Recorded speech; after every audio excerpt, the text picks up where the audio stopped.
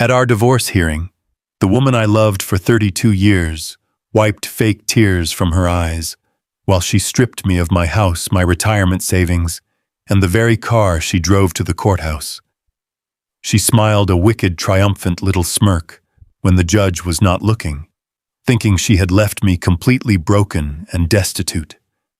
I just signed the papers without saying a single word. But what she did not know was that later that very same night, I was going to call the wealthy man she was planning to marry next and say to him, "Before you walk down that aisle, you need to hear exactly what she told me." My name is Calvin.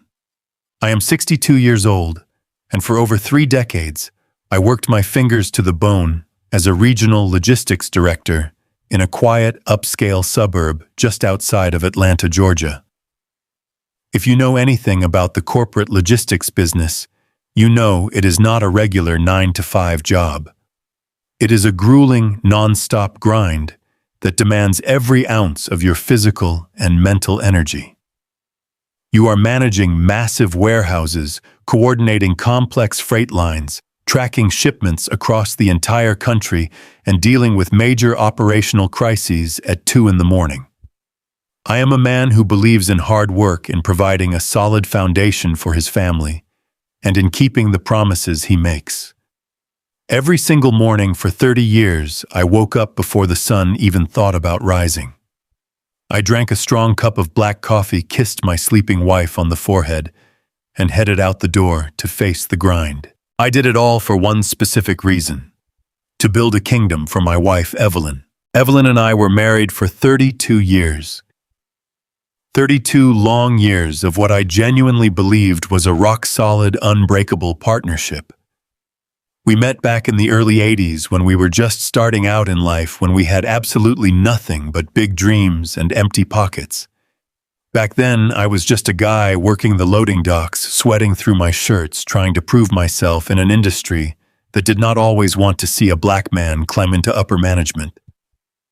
I promised her back then that I would work as hard as humanly possible to give her a life she could be deeply proud of. And brother, I delivered on that promise with everything I had. I put in the overtime, I took the night shifts, and I climbed the corporate ladder until I became regional director. I bought us a beautiful, sprawling 4-bedroom colonial house with a wrap-around porch in a highly desirable neighborhood. It was the kind of neighborhood where the lawns are perfectly manicured, the streets are quiet and safe, and the driveways are lined with luxury vehicles. I made sure Evelyn never had to want for a single thing. When she told me she wanted to step away from her stressful corporate job to focus on managing our household and hosting her various church and community committees, I fully supported her. I took on the extra shifts and the heavier corporate responsibilities to make up the difference in our income. When she started spending time with a wealthier crowd and wanted to drive a brand new premium SUV every few years to keep up appearances with the other ladies at the local country club, I quietly made the payments without complaining. I gave her my youth, my strength, my energy, and my absolute unwavering trust. I thought we were a team building a legacy together. But if you live long enough in this world, you learn a very harsh and painful lesson. Sometimes the person you spend your entire life building a beautiful sanctuary for is the exact same person who will strike the match to burn it all to the ground. Right now, I want you to picture the scene of the betrayal. It was a chilly Tuesday morning. The courtroom was sterile cold and smelled heavily of old wood floor polish and stale desperation. I was sitting at a heavy oak table wearing my best tailored suit, feeling the sheer weight of the last 3 decades pressing heavily down on my shoulders. Across the table, sitting with perfect upright posture, was Evelyn. She was dressed in a sharp, conservative navy blue dress, looking exactly like the picture of a heartbroken, devoted wife who had simply been pushed to her absolute emotional limit. She had the judge completely and utterly fooled. It was an absolute masterclass in deception and acting. Whenever the honorable judge looked her way, Evelyn would gently dab the corners of her eyes with a pristine white tissue, letting out these soft, carefully rehearsed sniffles. She played the role of the tragic victim perfectly. She spun a masterful story for the court about how I had become emotionally distant over the years. She claimed my years of working long hours to provide for our lifestyle were actually periods of neglect and abandonment. She painted herself as a fragile, vulnerable woman, simply trying to secure her basic future after giving me the best years of her life. But the exact moment the judge looked down at his thick stack of paperwork to review the division of our assets, Evelyn would lower that tissue. She would look straight across the heavy wooden table directly into my eyes, and her face would completely transform. The fake tears and the trembling lip would vanish instantly. In their place, she would flash this venomous, triumphant little smirk. It was a look of pure, unadulterated greed and malice, a look that spoke volumes without making a single sound. It was a look that said, "I beat you, Calvin. I played the system. I took you for everything you are worth, and there is not a single thing you can do to stop me." And looking strictly at the papers sitting in front of me, she was absolutely right. The settlement agreement the lawyers had drafted was nothing short of an execution order for my financial livelihood. She was fiercely demanding the 4-bedroom colonial house free and clear. She was taking a massive, devastating cut of the retirement account that I had bled for over 30 years to build dollar by dollar.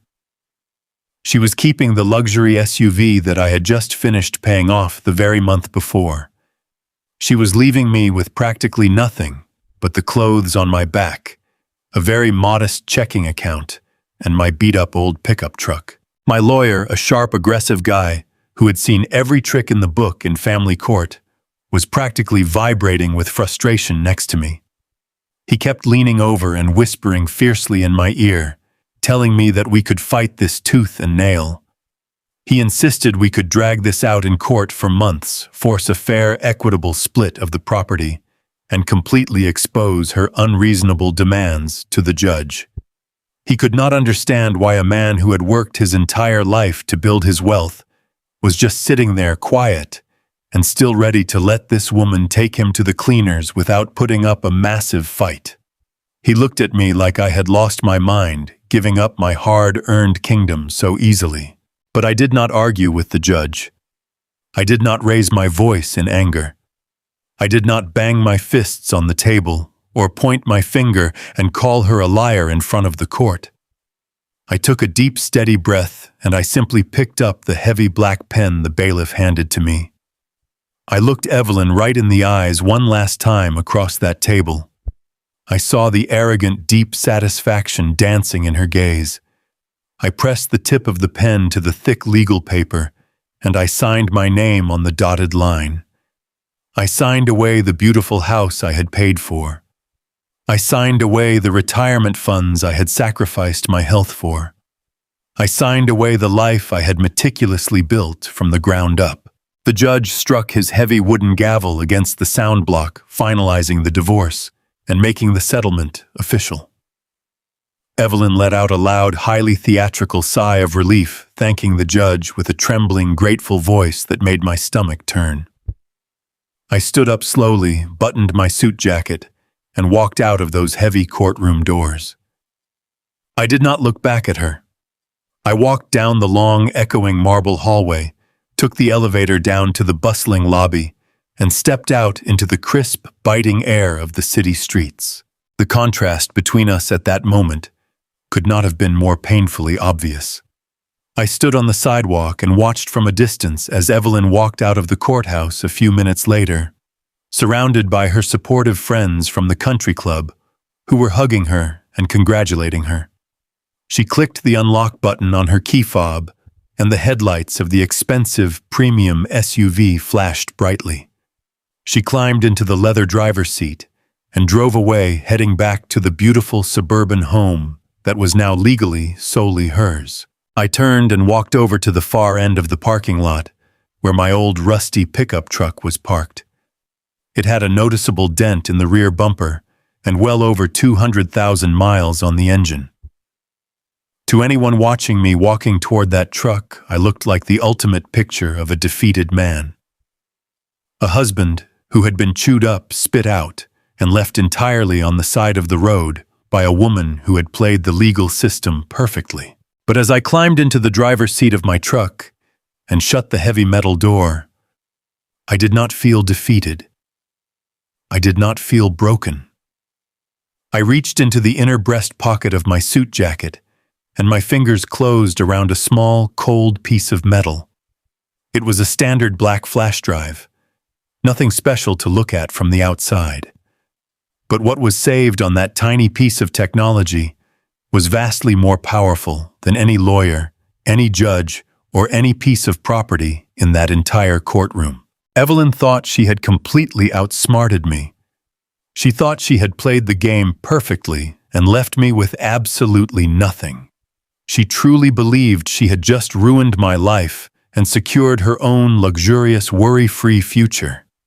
She did not know that by letting her take the house and the accounts without a single fight, I was handing her the exact shovel she needed to dig her own grave. She had absolutely no idea that the silent, defeated man she just smirked at across the courtroom table had been quietly, meticulously holding all the cards for months. And the trap I had set for her was about to snap shut in a way she could never possibly imagine. To understand how we got to that sterile courtroom and what was really on that flash drive, I have to take you back 3 months. I have to tell you exactly how I discovered the horrifying hidden truth about the woman I loved for over 3 decades and how a single highly suspicious bank transaction unraveled a massive toxic web of deceit that nearly destroyed everything I had ever worked for. It was a Tuesday evening, exactly 3 months ago. The house was quiet, except for the low hum of the central air conditioning and the faint sound of a television playing in the master bedroom down the hall. I was sitting at my heavy mahogany desk in the home office. I had a warm cup of decaf coffee to my left, and my reading glasses perched on the bridge of my nose. After 30 years in corporate logistics, you develop a certain rhythm for tracking details. You learn to spot discrepancies in spreadsheets and shipping manifests from a mile away. Numbers tell a story, and I was always a man who read every single line. I opened my laptop to do my routine end-of-the-month financial review. It was a habit I had maintained since the early days of our marriage, when we had to stretch every single dollar just to keep the lights on and put food on the table. Now our accounts were extremely comfortable, but I still liked to know exactly where our hard-earned money was going. I clicked over to our primary joint savings account. This was the financial safety net I had built through decades of missed dinners, holiday shifts, and endless grueling hours on the road. I scanned the recent transactions, expecting to see the usual automatic deposits and standard utility drafts. Instead, my eyes locked onto a single line item that made my chest tighten. A withdrawal of $15,000. It was processed as a direct wire transfer 3 days prior. My first thought was not betrayal. When you love and provide for someone for 32 years, your mind does not automatically jump to deception. My immediate reaction was pure, unadulterated panic. I thought our identities had been compromised. I thought some cyber criminal had hacked into our bank system and was actively draining our life savings. I pulled my glasses off and rubbed my eyes, hoping I had simply misread the bright digital screen. But the numbers remained glaringly obvious. $15,000 gone. Vanished into thin air. I put my glasses back on and dug much deeper into the digital ledger, clicking aggressively on the specific transaction details. My heart began to pound, a slow, heavy rhythm against my ribs. The transfer was not initiated by some anonymous hacker in a foreign country. It was authorized directly from Evelyn's personal checking portal. The internal bank routing codes proved beyond a shadow of a doubt that she had executed the transfer herself from her own laptop. I sat there in the quiet, shadowy office, trying desperately to process what I was seeing. $15,000 was a massive amount of money to to move without a single word of discussion between husband and wife. I pushed my heavy leather chair back and walked slowly down the carpeted hallway toward the master bedroom. The thick flooring completely absorbed the sound of my footsteps. Evelyn was sitting up in bed, propped gracefully against a mountain of plush, decorative pillows, casually flipping through a glossy lifestyle magazine. She looked so entirely relaxed, so incredibly comfortable in the luxurious life I had spent my youth providing for her. I stood in the doorway, holding my open laptop in my hands. I kept my voice incredibly soft and completely devoid of any harsh accusation. I asked her if she knew anything about a large transfer leaving our joint savings. I suggested gently that maybe she had moved it to a different account by mistake, or perhaps the bank had made a massive routing error that we needed to call and fix in the morning. What happened next was a terrifying masterclass in psychological manipulation. Evelyn slowly lowered her glossy magazine. Her beautiful face shifted instantly from calm relaxation to a mask of sudden, overwhelming distress. She did not stumble over her words. She did not act defensive or angry. Instead, she let out a sharp, trembling breath and covered her mouth with her perfectly manicured hand. She told me a tragic, heartbreaking story. She claimed her elderly mother had suffered a severe, terrifying medical emergency earlier that week. She spun a highly detailed narrative about a specialized out-of-network cardiac treatment that the hospital administration demanded upfront payment for. She said the emergency room doctors told her that if they did not pay the $15,000 immediately, her mother would simply not receive the life-saving care she desperately needed to survive the night. Then came the weaponized guilt. Tears welled up in her eyes and spilled down her cheeks with absolute perfect timing. She looked at me with this deeply wounded, vulnerable expression and asked how I could possibly question her integrity. She said she did not tell me because she knew exactly how much I stressed over our retirement finances. She claimed she was only trying to protect my heart from the anxiety. She asked me in a shaking, broken voice if I would have preferred she let her own mother die just to keep our savings account perfectly intact. The sheer crushing weight of the guilt that crashed down on my shoulders at that moment was completely unbearable. I felt like the absolute worst husband on the face of the entire earth. I dropped my laptop on the carpet, rushed over to the side of the bed, and wrapped my arms tightly around her shoulders. I apologized profusely. I told her the money did not matter at all, and that family always came first, no matter the cost. I wiped the fake tears from her face, completely blind to the agonizing fact that I was comforting a dangerous predator. I went to sleep that night feeling terribly ashamed of my own financial paranoia and incredibly grateful for my loving, sensitive wife. That absolute fabricated lie held together flawlessly for exactly 3 weeks. The truth, as it so often does, arrived completely by accident on a beautiful sunny Sunday afternoon. We were hosting our annual summer family barbecue in our sprawling landscaped backyard.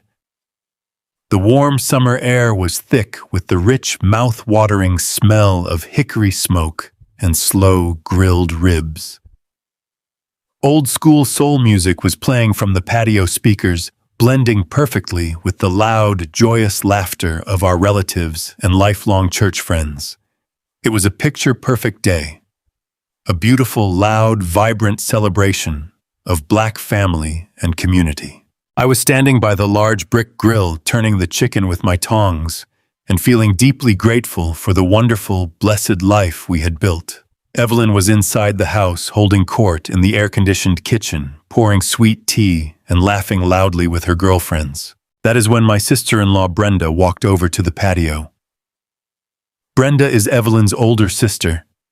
She is a sharp, no-nonsense woman who has never possessed the ability to sugarcoat anything in her entire life. She grabbed a cold soda from the red cooler and leaned casually against the brick pillar right next to my grill.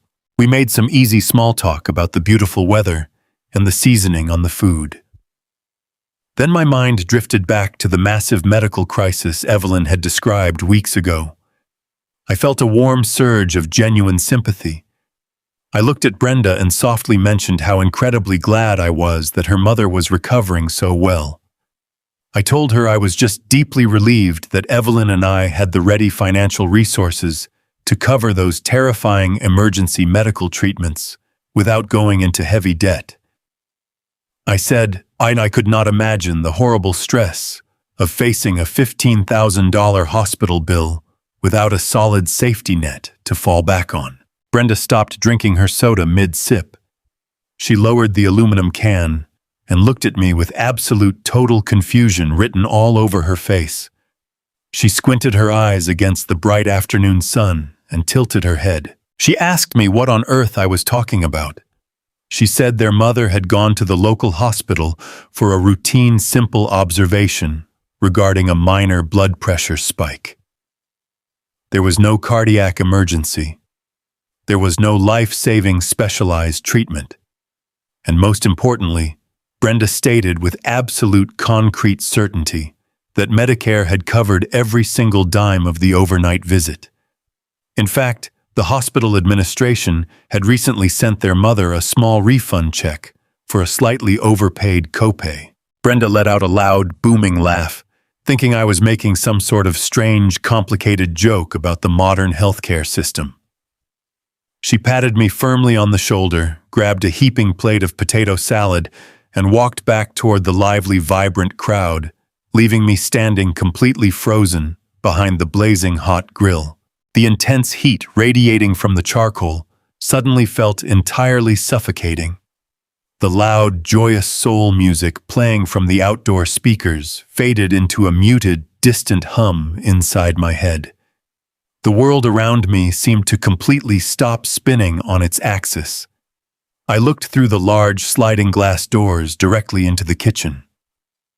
Evelyn was standing gracefully by the marble island, throwing her head back in bright ringing laughter, holding a crystal glass of sweet tea in her hand. She looked beautiful.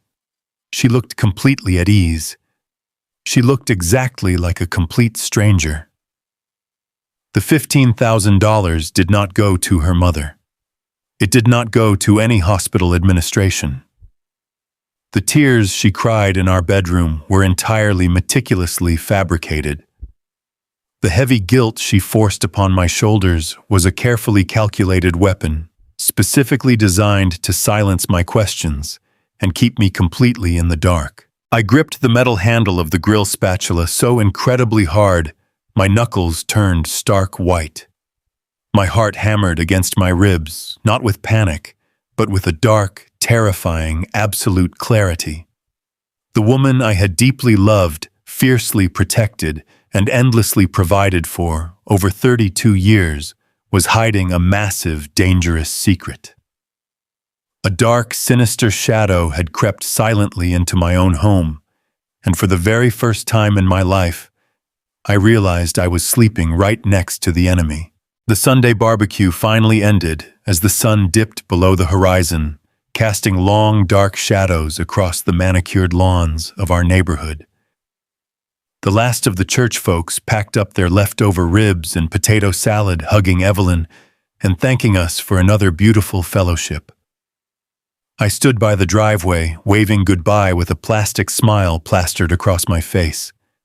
Inside my chest, my heart was beating an entirely different rhythm. It was a slow, heavy thud of absolute terrifying realization.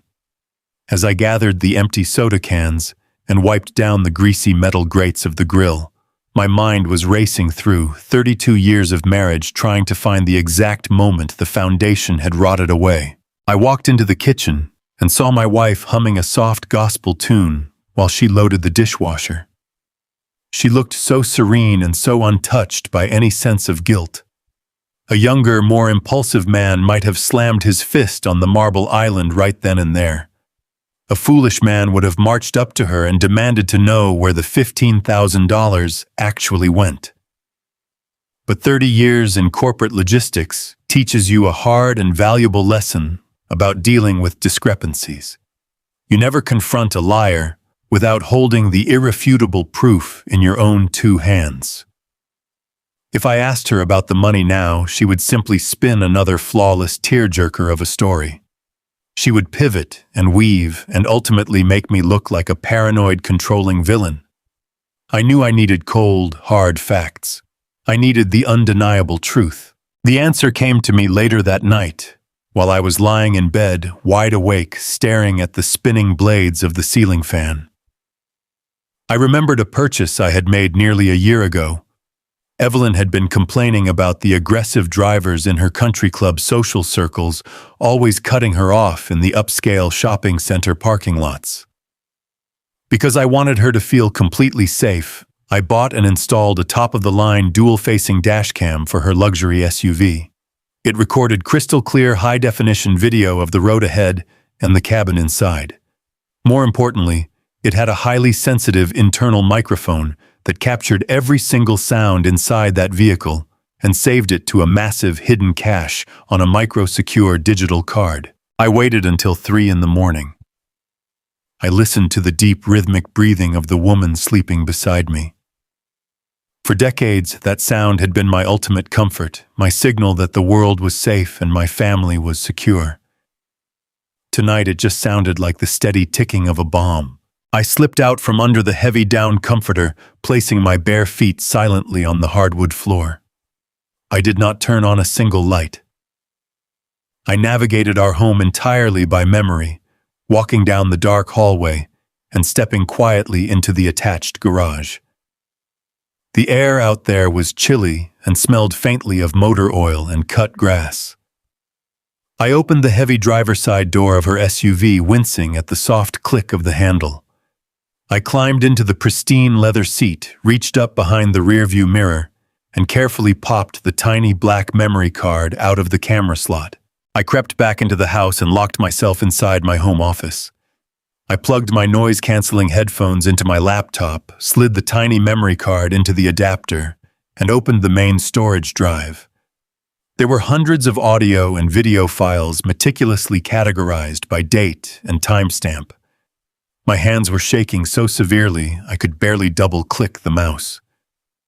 I felt like a man standing on the absolute edge of a towering cliff, knowing the next step would send him falling into the abyss. I started with the previous Monday. I closed my eyes and pressed play. For the first 2 hours, I heard absolutely nothing but the mundane, completely normal sounds of my wife's daily routine. I heard the low hum of the vehicle engine. I heard the rhythmic clicking of the turn signal. I heard her ordering a skinny vanilla latte at the local coffee shop drive-thru. I heard her singing along to a classic rhythm and blues station, tapping her manicured nails against the leather steering wheel. For a brief, foolish moment, a desperate flicker of hope flared up inside my chest. I thought maybe I was entirely wrong. Maybe Brenda was mistaken about the Medicare billing. Maybe there was a perfectly innocent, logical explanation for everything, and I was just being a paranoid old fool. Then I clicked on a file dated Tuesday afternoon. The exact same Tuesday she had sat in our bedroom weeping those incredibly convincing fake tears. The audio file began with the familiar digital chime of her phone's Bluetooth system connecting to the vehicle audio interface. She was dialing a number. The line rang twice before a voice answered. It was a man. He sounded young, confident, and dripping with a smooth, arrogant kind of charm. He answered the phone by saying, "What is up, my beautiful queen?" I felt all the air get forcefully sucked right out of my home office. My lungs seized up. I gripped the armrests of my heavy mahogany desk, bracing myself for the impact. Evelyn laughed. But it was not the warm, familiar laugh she shared with our family at Sunday dinners. It was a deeply unrecognizable sound. It was a breathy, sultry, sweet tone that made my stomach completely turn over. She sounded like a totally different human being, a woman I had never met in my entire life. She replied to him saying she was just driving back from the bank and that she missed him already. The young man let out a low chuckle. He asked her if she had successfully taken care of the little financial roadblock they had talked about. My blood ran completely cold as I sat in the darkness, listening to my wife of 3 decades speak to a total stranger. Evelyn proudly told him that the transfer was entirely completed. She said $15,000 was officially wired and should hit his business account by the following morning. She called him by his name. Trey. She told Trey that she expected to see incredible results for his new personal training and fitness application. She said she believed in his hustle and wanted him to have the startup capital he deserved so he could finally leave the commercial gym and be his own boss. I sat frozen in my chair. The heavy physical pain in my chest was absolute agony. The money she claimed was desperately needed to save her dying mother. The money she made me feel horribly guilty for even asking about had been wired directly to a 30-something personal trainer to fund his imaginary fitness startup. All those double shifts, all those missed holidays, and all those grueling miles I spent managing freight lines had been siphoned off to play sugar mama to a smooth-talking boy toy. Trey sounded incredibly thrilled. He told her she was the absolute best thing that ever happened to him. He said he could not wait to show her his appreciation later that week at his apartment.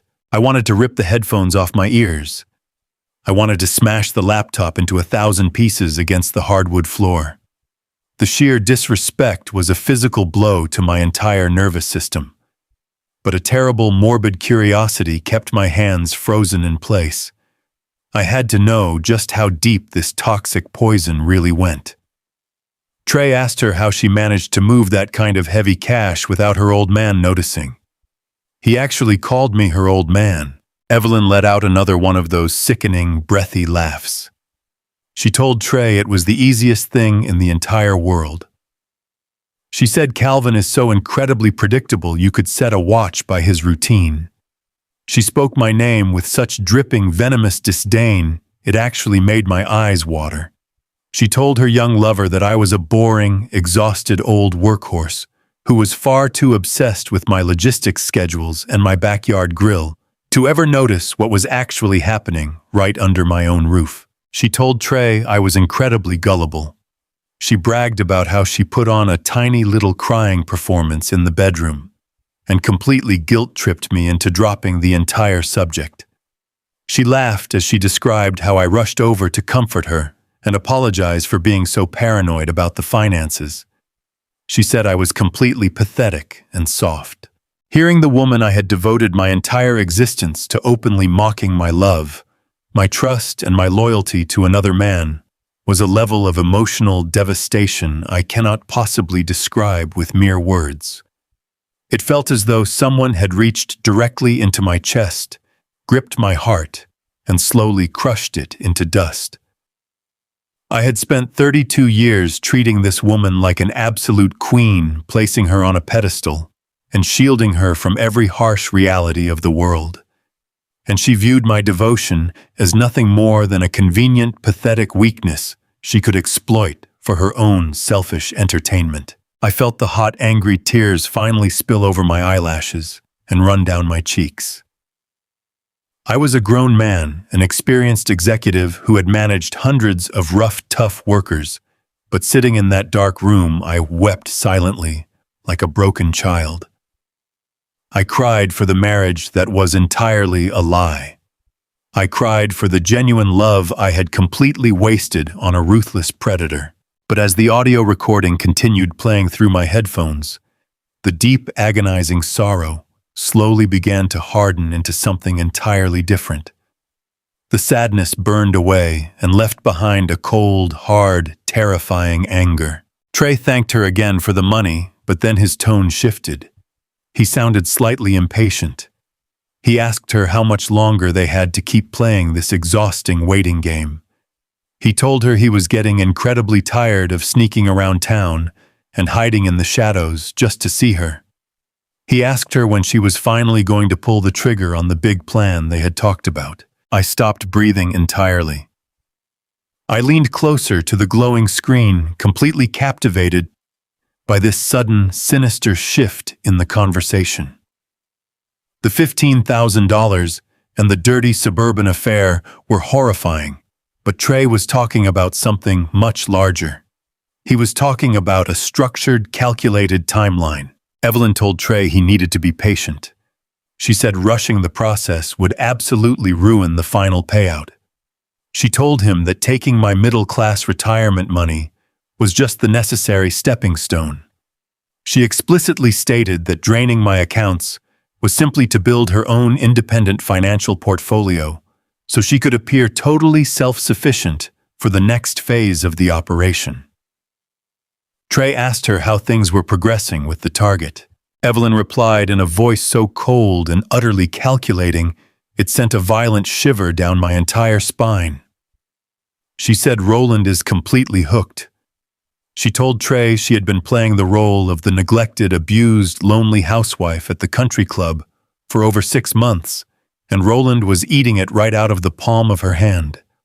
She said Roland viewed himself as a noble, wealthy savior coming to rescue her from a miserable, dead-end marriage. I knew exactly who Roland was. He was a 65-year-old prominent real estate developer who frequented the upscale golf courses in our area. He had lost his wife to a tragic illness a few years prior and was known around town as a deeply lonely man sitting on a multi-million-dollar fortune. Evelyn laid out her absolute masterpiece of deceit right there on the recording.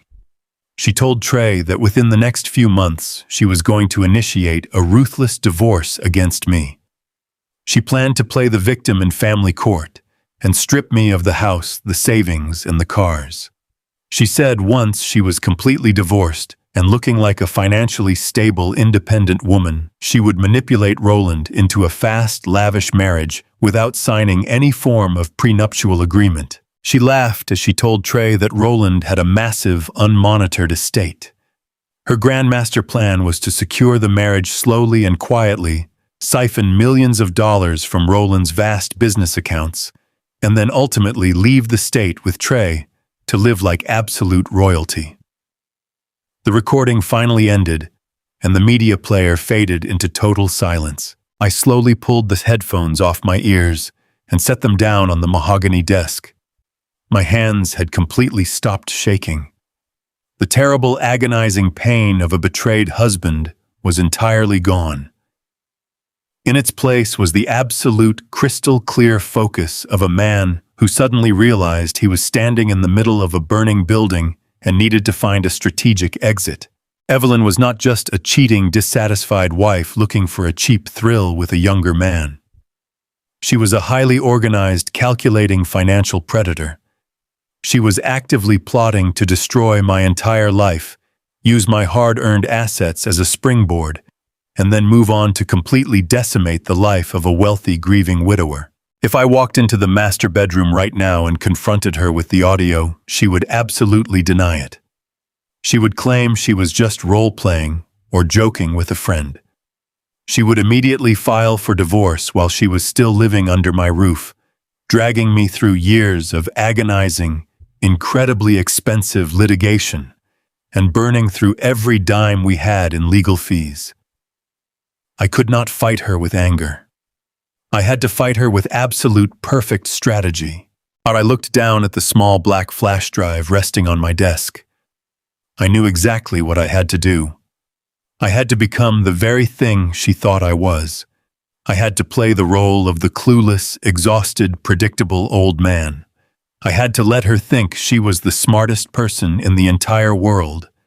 And most importantly, I had to figure out how to legally and quietly shield the massive $800,000 trust fund my late father had just left me, an inheritance that Evelyn knew absolutely nothing about, before she launched her inevitable, devastating legal strike. I sat perfectly still in my dark office with the heavy headphones pressed tightly against my ears.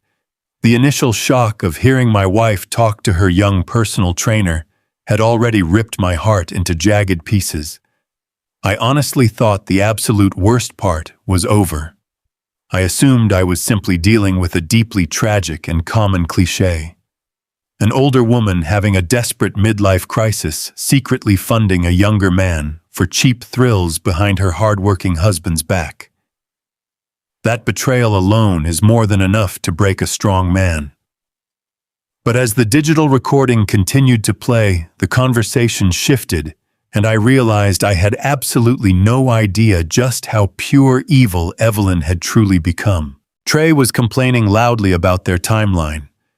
He sounded restless and greedy, whining about how long he had to wait for their luxurious real life to begin. He told her he was tired of scraping by in his small apartment and asked when the big fish was finally going to bite. Evelyn told him to calm his nerves and trust her flawless process. She said Roland was practically eating right out of the palm of her hand. When I heard the name Roland, my blood turned to absolute ice. Everyone in our upscale community knew exactly who Roland was. He was a 65-year-old real estate developer, a highly respected black businessman who had built an incredible empire of commercial properties across the city.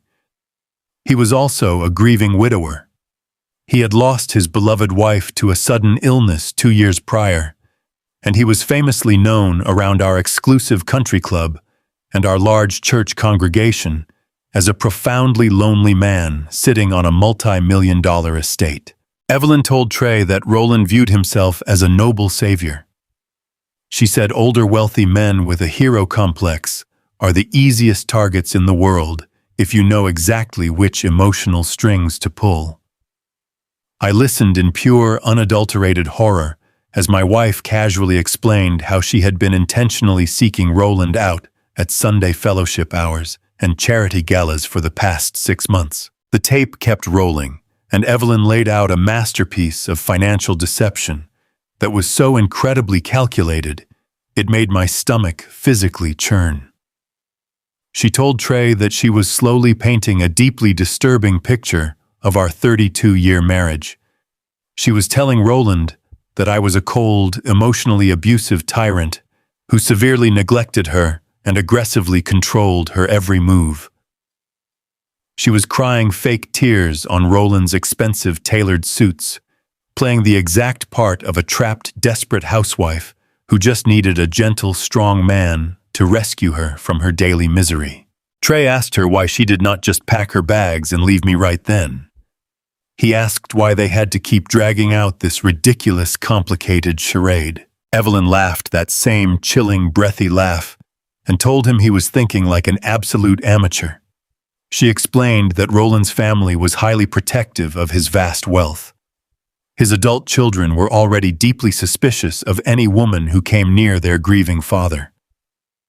Evelyn explicitly told Trey that if she showed up to Roland as a broke, divorced woman looking for a financial handout, his family would immediately block the marriage or force a heavily restricted prenuptial agreement. Her master plan was terrifyingly brilliant.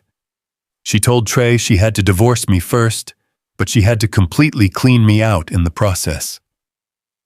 She needed to take the sprawling 4-bedroom colonial house, our massive joint savings, and my hefty retirement accounts, so she could walk into Roland's life looking like a highly successful, financially independent woman.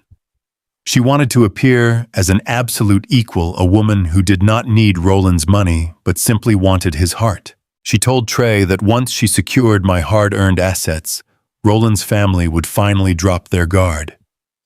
She would marry the wealthy developer without signing a single protective legal document. Then, once the ink was completely dry on the marriage certificate, she and Trey would begin quietly siphoning millions from Roland's unmonitored business accounts. She promised Trey that within 5 years, they would drain the old man completely dry, leave him in the dust, and disappear to a luxury island with more money than they could ever possibly spend in a lifetime. The audio file eventually ended, and the media player reverted to absolute dead silence. I sat in my heavy leather desk chair, completely paralyzed by the sheer magnitude of the evil I had just witnessed. This was not a story about a marriage that simply drifted apart over a long period of time. This was not a story of a woman who fell out of love because her husband worked too many long hours in the corporate logistics business.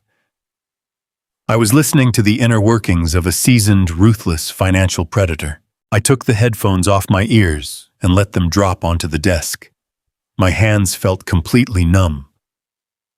I looked at the beautifully framed photographs sitting on my office bookshelf. Pictures of our wedding day. Pictures of us smiling warmly on vacations in the Caribbean. Pictures of us standing proudly in front of the beautiful suburban home I had nearly killed myself to pay for. 32 years of my life had been a complete and utter illusion. Every warm embrace, every shared prayer, every sweet word she had spoken to me was nothing but a calculated performance. She did not just want to betray me. She actively wanted to destroy me completely so she could use my financial corpse as a stepping stone to ruin another innocent man. A tremendous burning wave of righteous fury swelled up deep inside my chest.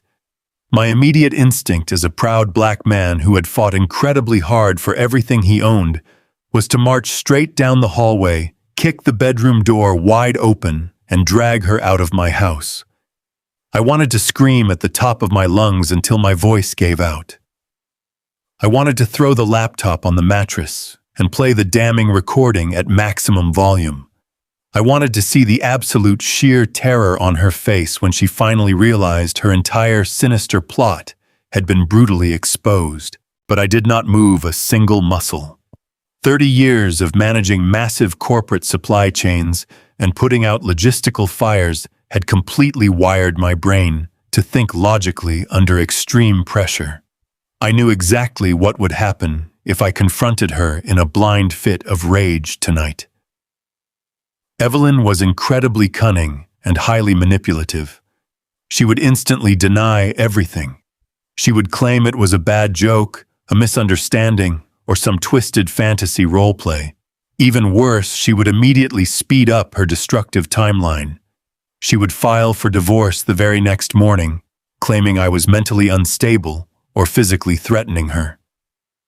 She would demand a massive temporary alimony order, freeze all of our accounts, and force me to leave my own home while she dragged the divorce through the sluggish court system for years.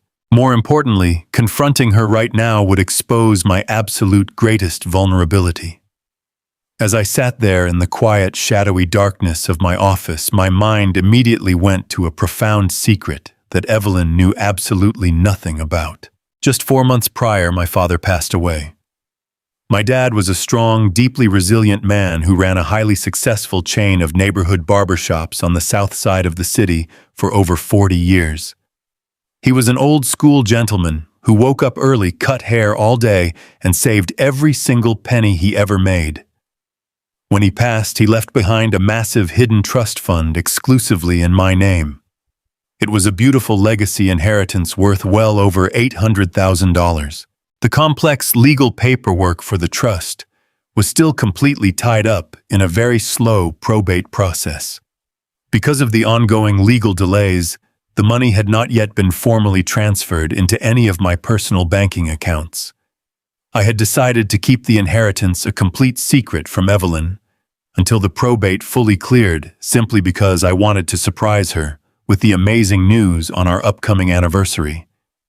I had been foolishly dreaming of using that money to buy her a gorgeous vacation home or take her on a luxury cruise around the entire world. Now that $800,000 blessing from my hardworking father felt like a massive ticking time bomb. If I blew my cover right now and initiated a hostile, highly contested divorce, Evelyn's aggressive lawyers would fiercely subpoena every single aspect of my financial life.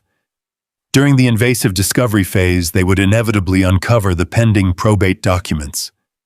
The law in our state was incredibly complicated regarding inherited wealth, but given Evelyn's masterful manipulative skills and her terrifying ability to play the victim, she could easily convince a judge that she was entitled to a massive portion of my father's hard-earned legacy. I felt a cold sweat break out across my forehead. I could not let this treacherous, venomous woman touch a single dime of the money my father had sweated his entire life to build. I realized with absolute clarity that my anger was a dangerous luxury I simply could not afford. I was trapped in a terrifying emotional dilemma. I was sharing a bed with a woman who actively wanted to skin me alive, but if I showed my hand, I risked losing the last beautiful thing my father ever gave me. I had to figure out a way to completely and legally detach myself from this toxic marriage without giving Evelyn any reason whatsoever to dig deeply into my personal finances. I needed to let her walk into the divorce courtroom absolutely confident that she was winning. I had to willingly hand over the suburban house, the joint savings, and the cars without putting up a single fight. It was the most agonizing, heartbreaking realization of my entire life. To defeat a vicious predator, you cannot act like prey, and you cannot act like a hunter. You have to act like a ghost. I had to smile at the very woman who was planning my total destruction. I had to let her think I was exactly what she called me on that recording, a tired, boring, predictable old man. I had to swallow every ounce of my masculine pride, let her take my earthly possessions, and fiercely protect my father's legacy until the divorce was completely legally finalized. I carefully removed the tiny memory card from the computer adapter. I placed it securely in a small plastic case and slid it deeply into my pocket. I slowly stood up from the heavy mahogany desk and walked quietly out of the office. The long hallway was completely dark, and the house was dead silent. I walked back into the master bedroom and looked down at the woman sleeping peacefully under the thick, heavy blankets. She was dreaming of millions of dollars and a brand new, luxurious life. She had absolutely no idea that the game had just completely changed. Waking up that next morning was the absolute hardest physical task I have ever completed in my entire 62 years of living on this earth. I had spent decades working brutal rotating shifts on frozen loading docks and managing massive logistics hubs with zero sleep. But nothing compared to the sheer, exhausting weight of opening my eyes and knowing the woman lying next to me was a complete monster. I stared at the ceiling for a long time, listening to her soft, rhythmic breathing. She looked so incredibly peaceful. She looked exactly like the devoted, loving wife I had built my entire sprawling kingdom for. But I knew the horrifying truth now. I knew the devil was resting comfortably on my expensive, high-thread count sheets, dreaming of ways to tear my life apart. Getting out of that warm bed required every ounce of mental discipline I had ever learned.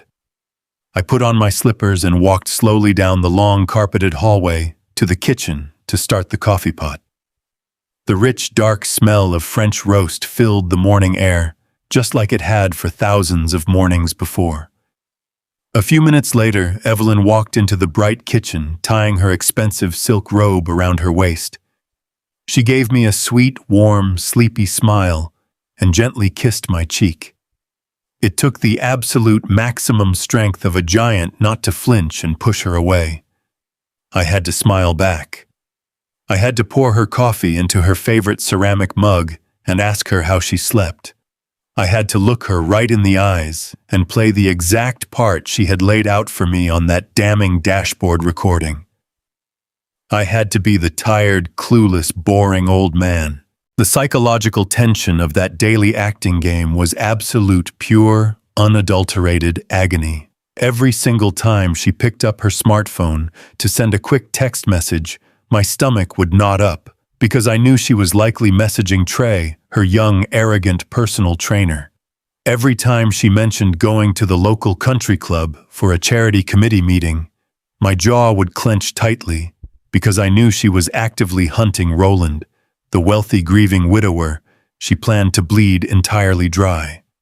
I watched her perfectly manicured hands prepare my breakfast, and all I could think about was how those exact same hands were methodically digging my financial grave. It is a uniquely terrifying experience to share your personal sanctuary with an active predator.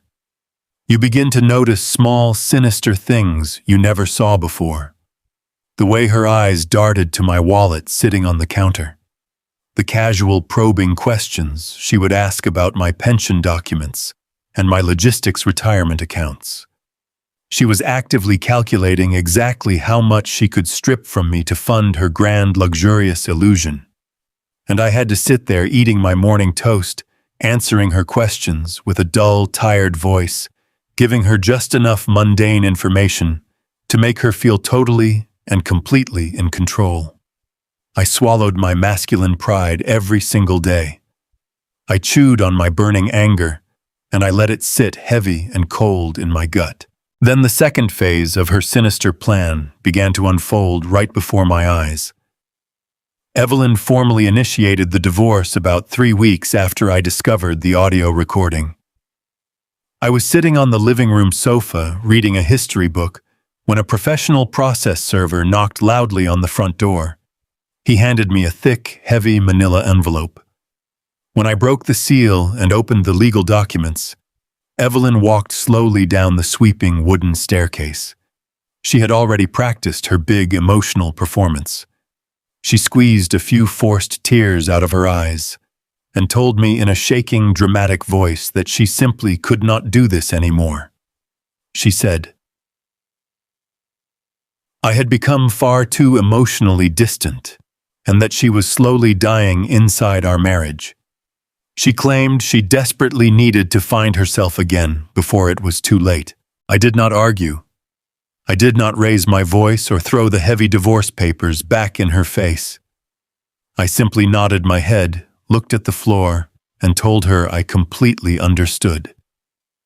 She looked momentarily surprised by my highly passive reaction, but her arrogant, inflated ego quickly dismissed it. She just assumed I was far too exhausted and broken down by my long corporate career to put up a real fight. What I truly did not anticipate was the absolute viciousness of the coordinated smear campaign she launched the very next day. Evelyn knew perfectly well that in order to successfully trap a high society man like Roland, she could not look like a greedy, cheating wife who abandoned her loyal, hard-working husband.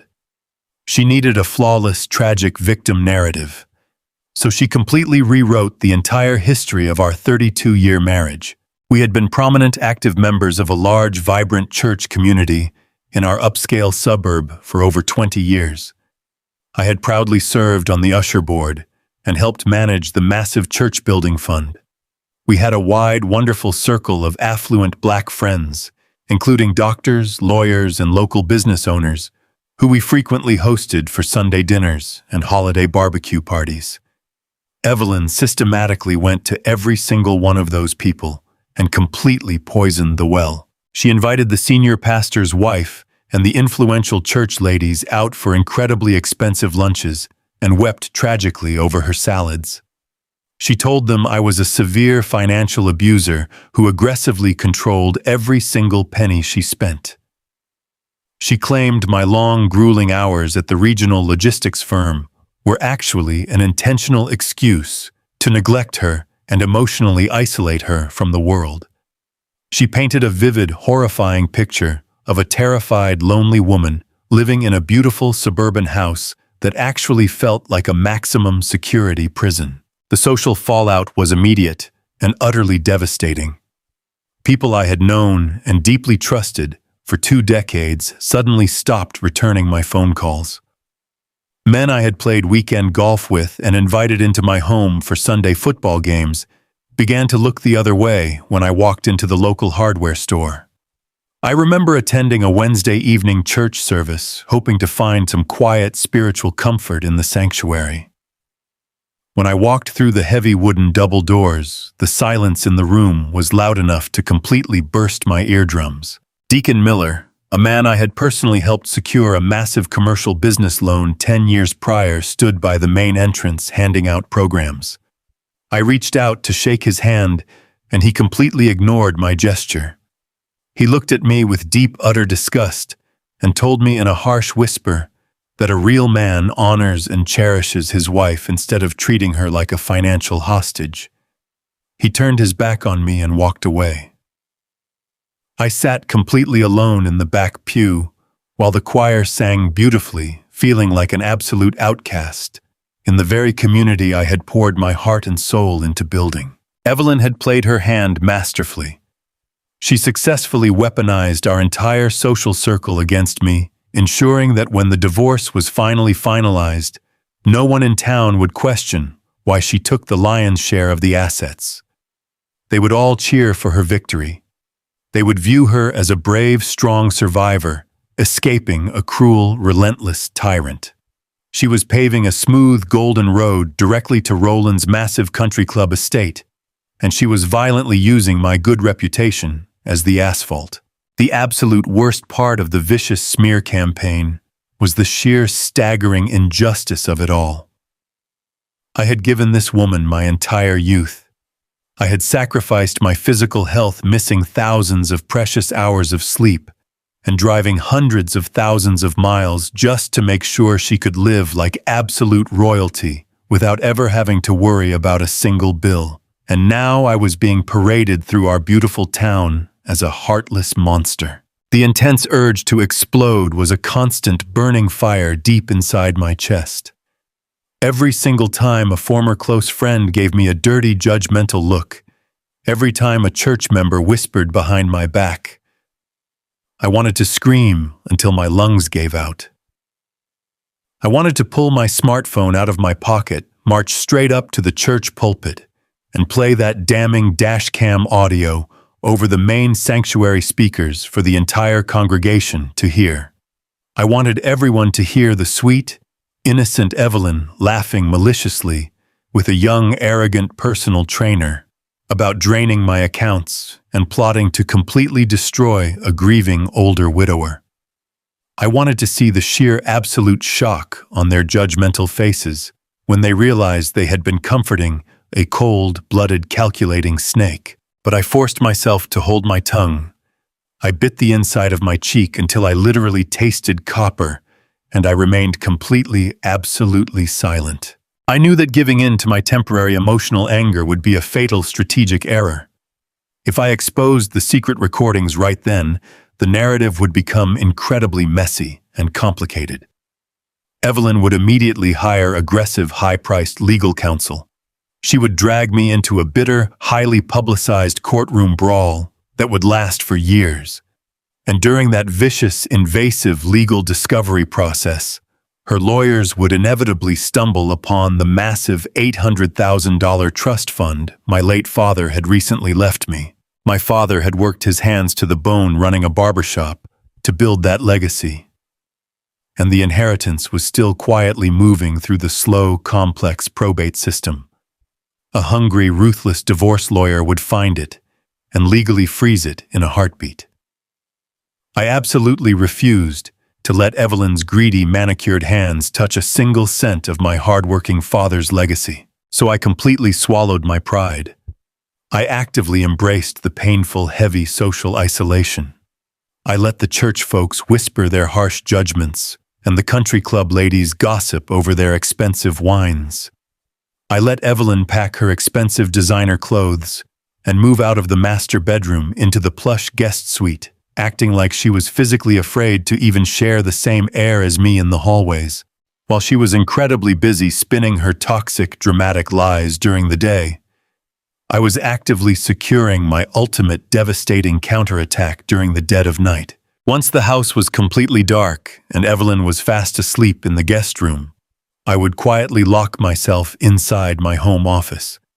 I bought 3 separate high-capacity encrypted hard drives with untraceable cache from a local electronics store.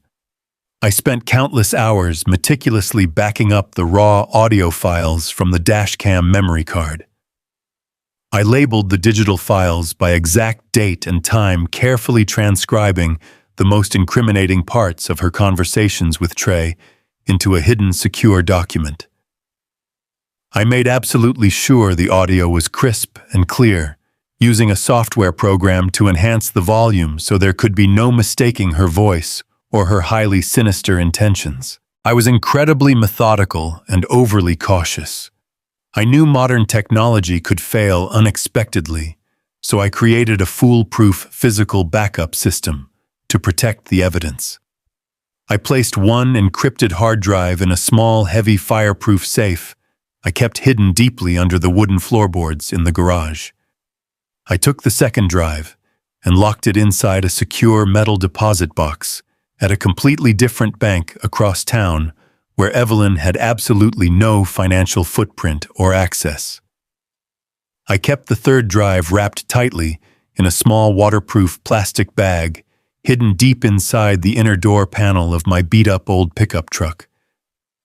No matter what happened, no matter what ridiculous lies she told, or what aggressive legal maneuvers she attempted, the absolute truth was safe, secure, and waiting patiently for the perfect moment to strike. Sitting in that dark, quiet office, watching the green progress bar slowly transfer the audio files, I felt a strange, profound sense of calm peace wash over me.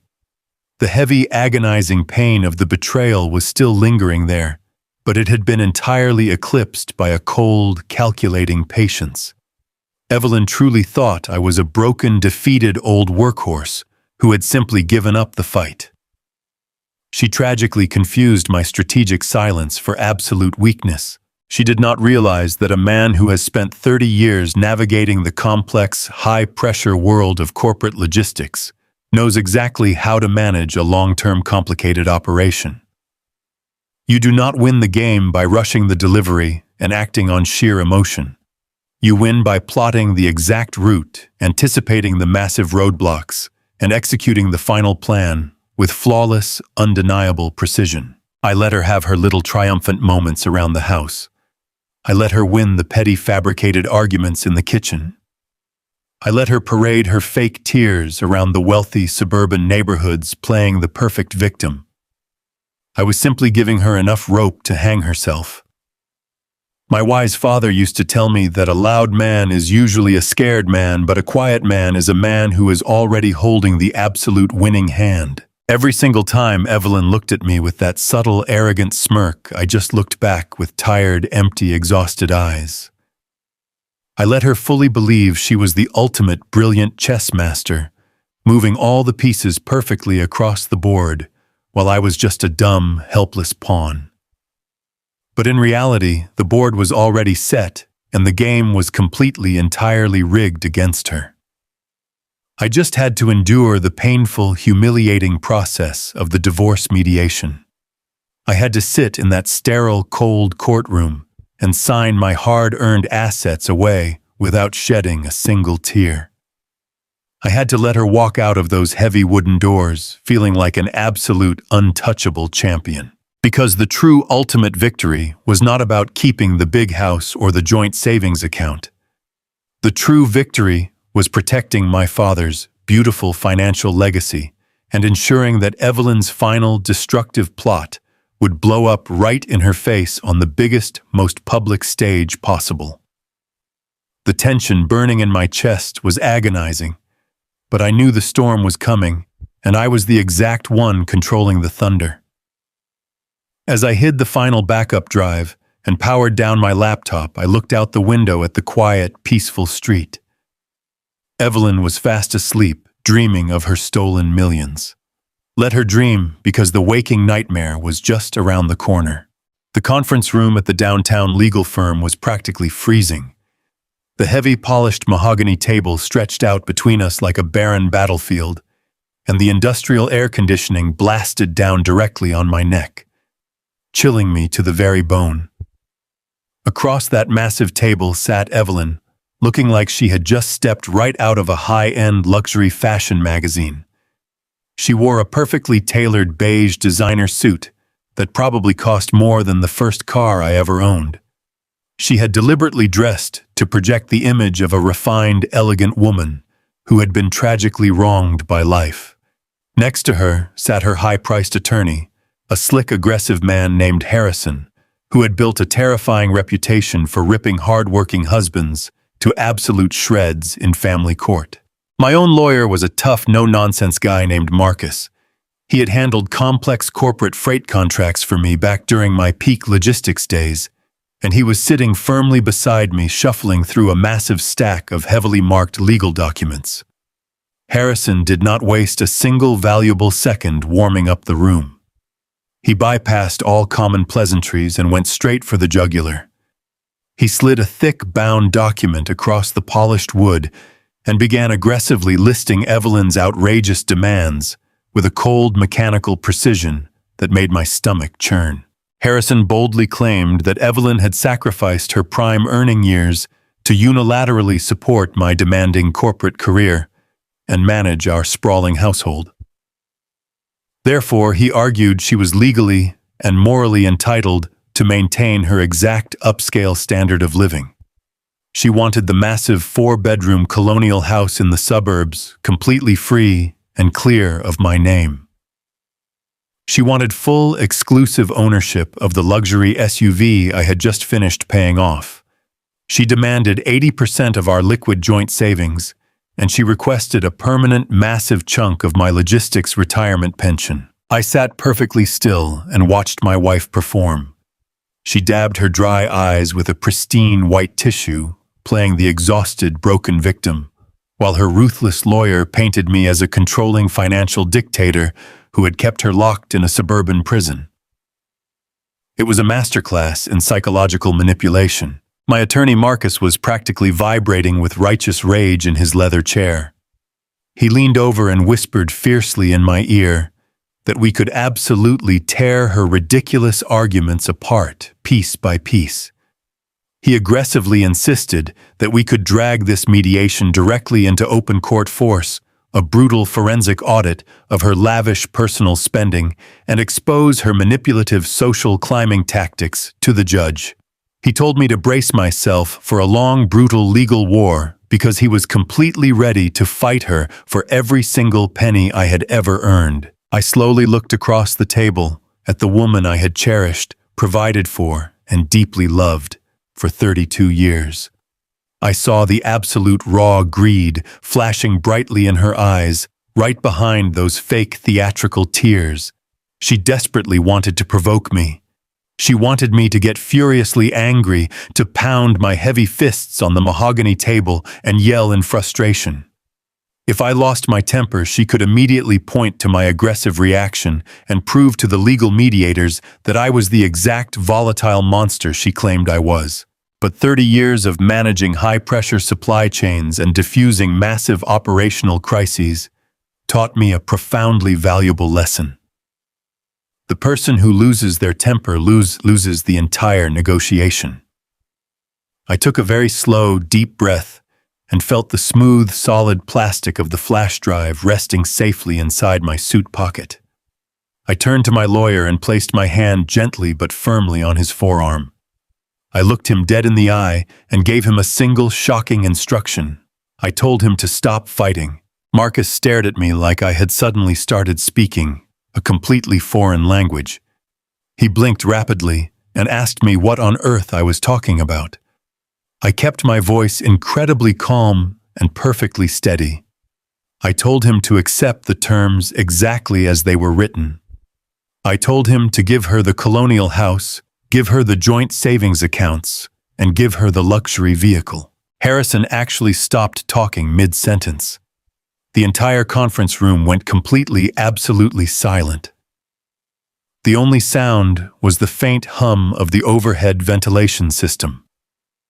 Evelyn dropped her white tissue onto the table, and her jaw slightly parted in sheer, unadulterated disbelief. She quickly recovered her composure, and that familiar, venomous, arrogant smirk crept right back onto her face. She truly thought she had completely broken my masculine spirit. She genuinely believed she had exhausted me to the point where I was just surrendering my entire life's work out of pure, pathetic weakness. Marcus immediately requested a brief recess. He pulled me out into the long, carpeted hallway and practically begged me to reconsider my shocking decision. He paced back and forth, telling me I was foolishly throwing away my hard-earned kingdom and setting myself up for a miserable, impoverished retirement. He warned me that she was taking me to the absolute cleaners, and that no man should ever roll over and let a treacherous spouse take everything he worked for. I could not tell Marcus the complete truth right then and there, because the walls in those corporate law firms are incredibly thin, and Evelyn's camp was sitting just a few feet away. I just smiled warmly at my old loyal friend, patted his shoulder, and assured him that I knew exactly what I was doing. You see, Evelyn was so entirely blinded by her own ravenous greed and her toxic obsession with looking incredibly wealthy for her new target, Roland, that she completely overlooked the actual financial reality of the assets she was ruthlessly demanding. 10 years ago, when the national economy took a massive unexpected hit, and our son desperately needed extra financial help with his expensive college tuition, I had quietly taken out a massive second mortgage on that beautiful suburban house. Evelyn knew all about it at the time, but because she never bothered to manage the household finances or look at the incoming mail, she had entirely forgotten that the debt even existed. That gorgeous, sprawling house was not a golden ticket to financial freedom. It was a massive ticking debt bomb with a huge balloon payment approaching very quickly in the next few months. Evelyn thought she was acquiring a fully paid-off mansion that would impress Roland's high society family, but she was actually inheriting a crushing financial liability that she could never possibly afford on her own. But handing her the toxic house was just a convenient distraction. My primary strategic focus was aggressively shielding my late father's beautiful legacy. My dad was a proud, resilient black man who ran a highly successful chain of neighborhood barbershops on the south side of the city. He cut hair 6 days a week for 40 years to build his wealth. The complex probate process for his massive $800,000 trust fund was finally wrapping up. If I allowed this divorce to drag out into a bitter, prolonged, highly publicized legal battle, Evelyn's aggressive lawyers would undoubtedly demand a full, exhaustive forensic audit of my current and future financial prospects. They would dig into every single document bearing my name, and they would inevitably find the trust fund before the ink was even dry on the asset transfer papers.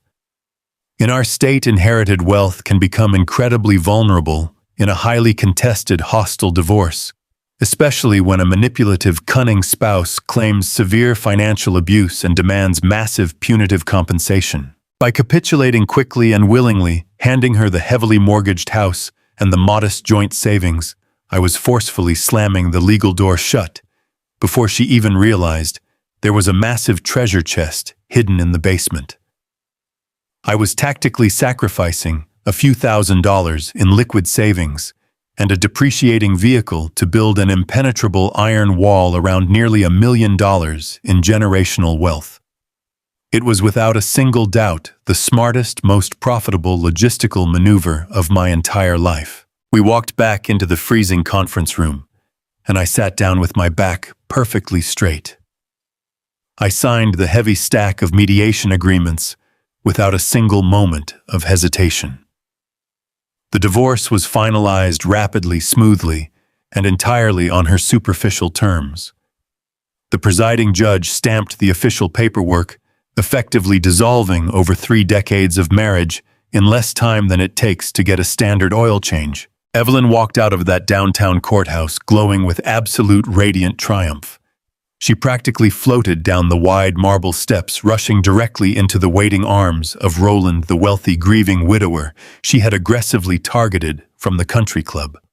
I watched from a safe distance as she hugged him tightly, putting on a flawless, masterful performance as the brave, rescued damsel who had finally escaped her cruel tyrant of a husband. I watched Roland wrap his strong arms around her shoulders, looking down at her with deep, protective affection, entirely unaware that he was holding a cold-blooded, calculating financial predator right against his chest. I walked to my beat-up old pickup truck and drove back to the suburban house one last time. I packed my remaining clothes, a few sentimental history books, and my father's old vintage barber clippers into a worn duffel bag. I tossed my belongings into the truck bed, handed my brass house keys to Evelyn's smug lawyer, and drove away from the beautiful neighborhood I had spent my entire youth working tirelessly to afford. I moved into a small, modest one-bedroom apartment on the opposite side of the city.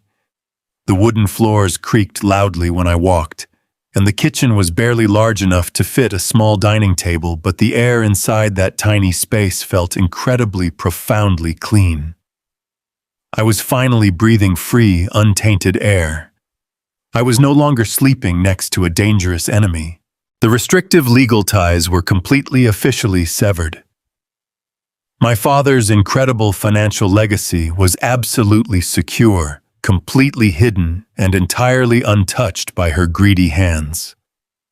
Evelyn sat in that large, empty house, genuinely thinking the game was completely over and that she had claimed the ultimate grand victory.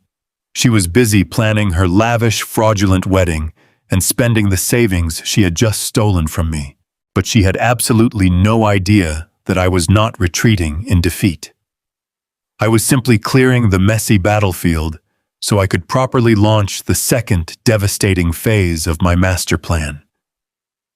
It was time to introduce myself to Roland face to face and let the wealthy old widower hear exactly what the beautiful, innocent woman of his dreams was truly planning to do to his entire family. The ink on my divorce papers had barely dried before I put the second phase of my plan into absolute motion. Stepping out of that cold downtown courthouse, a legally free man was only half the battle. I had successfully protected my late father's hard-earned trust fund, and I had handed my treacherous ex-wife a massive ticking financial time bomb disguised as a luxury suburban estate. But my spirit would not allow me to just walk away and let her completely destroy another man. I knew exactly what Evelyn was capable of. I knew the sheer depth of her greed, and I knew she was currently wrapping her venomous coils right around a man who thought he was rescuing an abused princess. I drove my beat-up, rusty pickup truck directly from my modest new apartment, straight toward the wealthiest zip code in the entire metropolitan area. The transition from the regular working-class streets to the ultra-exclusive high-society neighborhoods was always jarring. The cracked pavement smoothed out into pristine black asphalt lined with towering ancient oak trees and perfectly manicured privacy hedges. I was heading to the prestigious Sterling Creek Country Club. It was a notoriously exclusive enclave where the city's elite gathered to play 18 holes of golf, drink top-shelf liquor, and conduct multi-million-dollar business deals behind closed doors. It was also the exact place where Evelyn had systematically hunted down her newest target. Roland was a highly prominent black real estate developer. He was 65 years old and had built an absolute empire of commercial properties from the ground up. By all accounts, he was a brilliant, ruthless businessman who commanded deep respect across the city. But he was also a man carrying the heavy, devastating weight of profound grief. He had lost his beloved wife of 40 years to a sudden aggressive illness 2 years prior. Everyone in our community knew Roland was sitting on a massive fortune and drowning in unbearable loneliness. That made him the absolute perfect mark for a seasoned predator like Evelyn. I pulled my old truck up to the towering wrought iron gates of the country club. The young valet attendant standing in front of the grand clubhouse looked at my dented bumper and my faded paint job with a mix of absolute confusion and mild disgust. He was entirely used to parking imported luxury sedans and sleek sports cars, not high-mileage work trucks, driven by men wearing simple button-down shirts and worn denim jeans. I did not give him a chance to ask any questions. I shoved a crisp $20 bill into his palm, handed him the keys, and walked straight up the wide stone steps of the main entrance with the quiet, unwavering authority of a man who knows exactly what his mission is. The interior of the clubhouse smelled heavily of polished cedar, expensive leather, and imported cigar smoke. Wealthy patrons sat in plush armchairs discussing stock portfolios and tea times. I ignored all of them. I bypassed the grand dining room and walked straight out onto the expansive outdoor terrace that overlooked the breathtaking 18th hole of the championship golf course. I spotted Roland almost immediately. He was sitting alone at a secluded corner table under a large canvas umbrella. He looked exactly like a man who owned the entire world. He was dressed in a sharp, custom-tailored linen suit, wearing a heavy gold watch that caught the bright afternoon sunlight. He was sipping a glass of dark amber whiskey and scrolling casually through his smartphone. From a distance, he projected absolute power and total control. But as I walked closer across the stone terrace, I could see the tired, heavy lines around his eyes. He was just an older man, desperate for a second chance at companionship, deeply unaware that the woman he was courting was actively planning to skin him alive. I pulled out the chair directly across from him and sat down without asking for permission. Roland slowly lowered his smartphone. He looked at me with a sharp, piercing gaze that had probably intimidated hundreds of corporate contractors over his long career. He did not recognize me at first. He just saw a stranger invading his private sanctuary. I kept my hands resting flat on the cool glass surface of the table. I looked him dead in the eye and introduced myself. I told him my name, and I told him I was Evelyn's ex-husband. The sheer instantaneous shift in his demeanor was genuinely remarkable to witness. The casual, relaxed posture of a wealthy businessman vanished completely. Roland's broad shoulders stiffened, and his jaw clenched so hard a thick vein popped out on the side of his neck. Evelyn had clearly done an absolute masterpiece of a job poisoning the well. She had fed him months of highly fabricated, tragic stories about my supposed cruelty. She had painted me as a ruthless, controlling financial abuser who kept her locked away in a miserable suburban prison. Roland leaned forward, placing his heavy forearms on the table. He did not raise his voice, but his tone was dripping with absolute toxic condescension and deep masculine aggression. He asked me what on earth gave me the ridiculous audacity to track him down and show my face at his private club. He told me I was trespassing and that I had exactly 30 seconds to stand up and walk away before he signaled the security guards standing by the terrace doors to forcefully remove me from the premises. I did not flinch. I did not break eye contact. I just sat there absorbing his blistering insults with complete clinical detachment. Roland scoffed, looking at my simple clothes and then glancing out toward the parking lot where he had probably seen my old truck pull in. He told me I was a pathetic, broken man. He explicitly stated that he knew exactly how terribly I had treated Evelyn for over 30 years. He proudly declared that he was stepping in to give her the beautiful, luxurious, peaceful life that a small, exhausted workhorse like me could never possibly provide. He practically spat the words at me. He told me that Evelyn was a delicate, refined queen who had miraculously survived decades of my emotional neglect. He said he was going to marry her, spoil her rotten, and erase every single miserable memory she ever had of our marriage. He puffed his chest out, entirely convinced he was the noble, heroic savior protecting an innocent, wounded bird from a vicious dragon. It was actually profoundly sad to watch. Here was a brilliant, highly successful black man who had spent his entire life outsmarting ruthless real estate moguls and cutthroat city politicians. Yet he was sitting across from me, completely, utterly blind to the fact that he was being played by a suburban housewife and her 30-something personal trainer.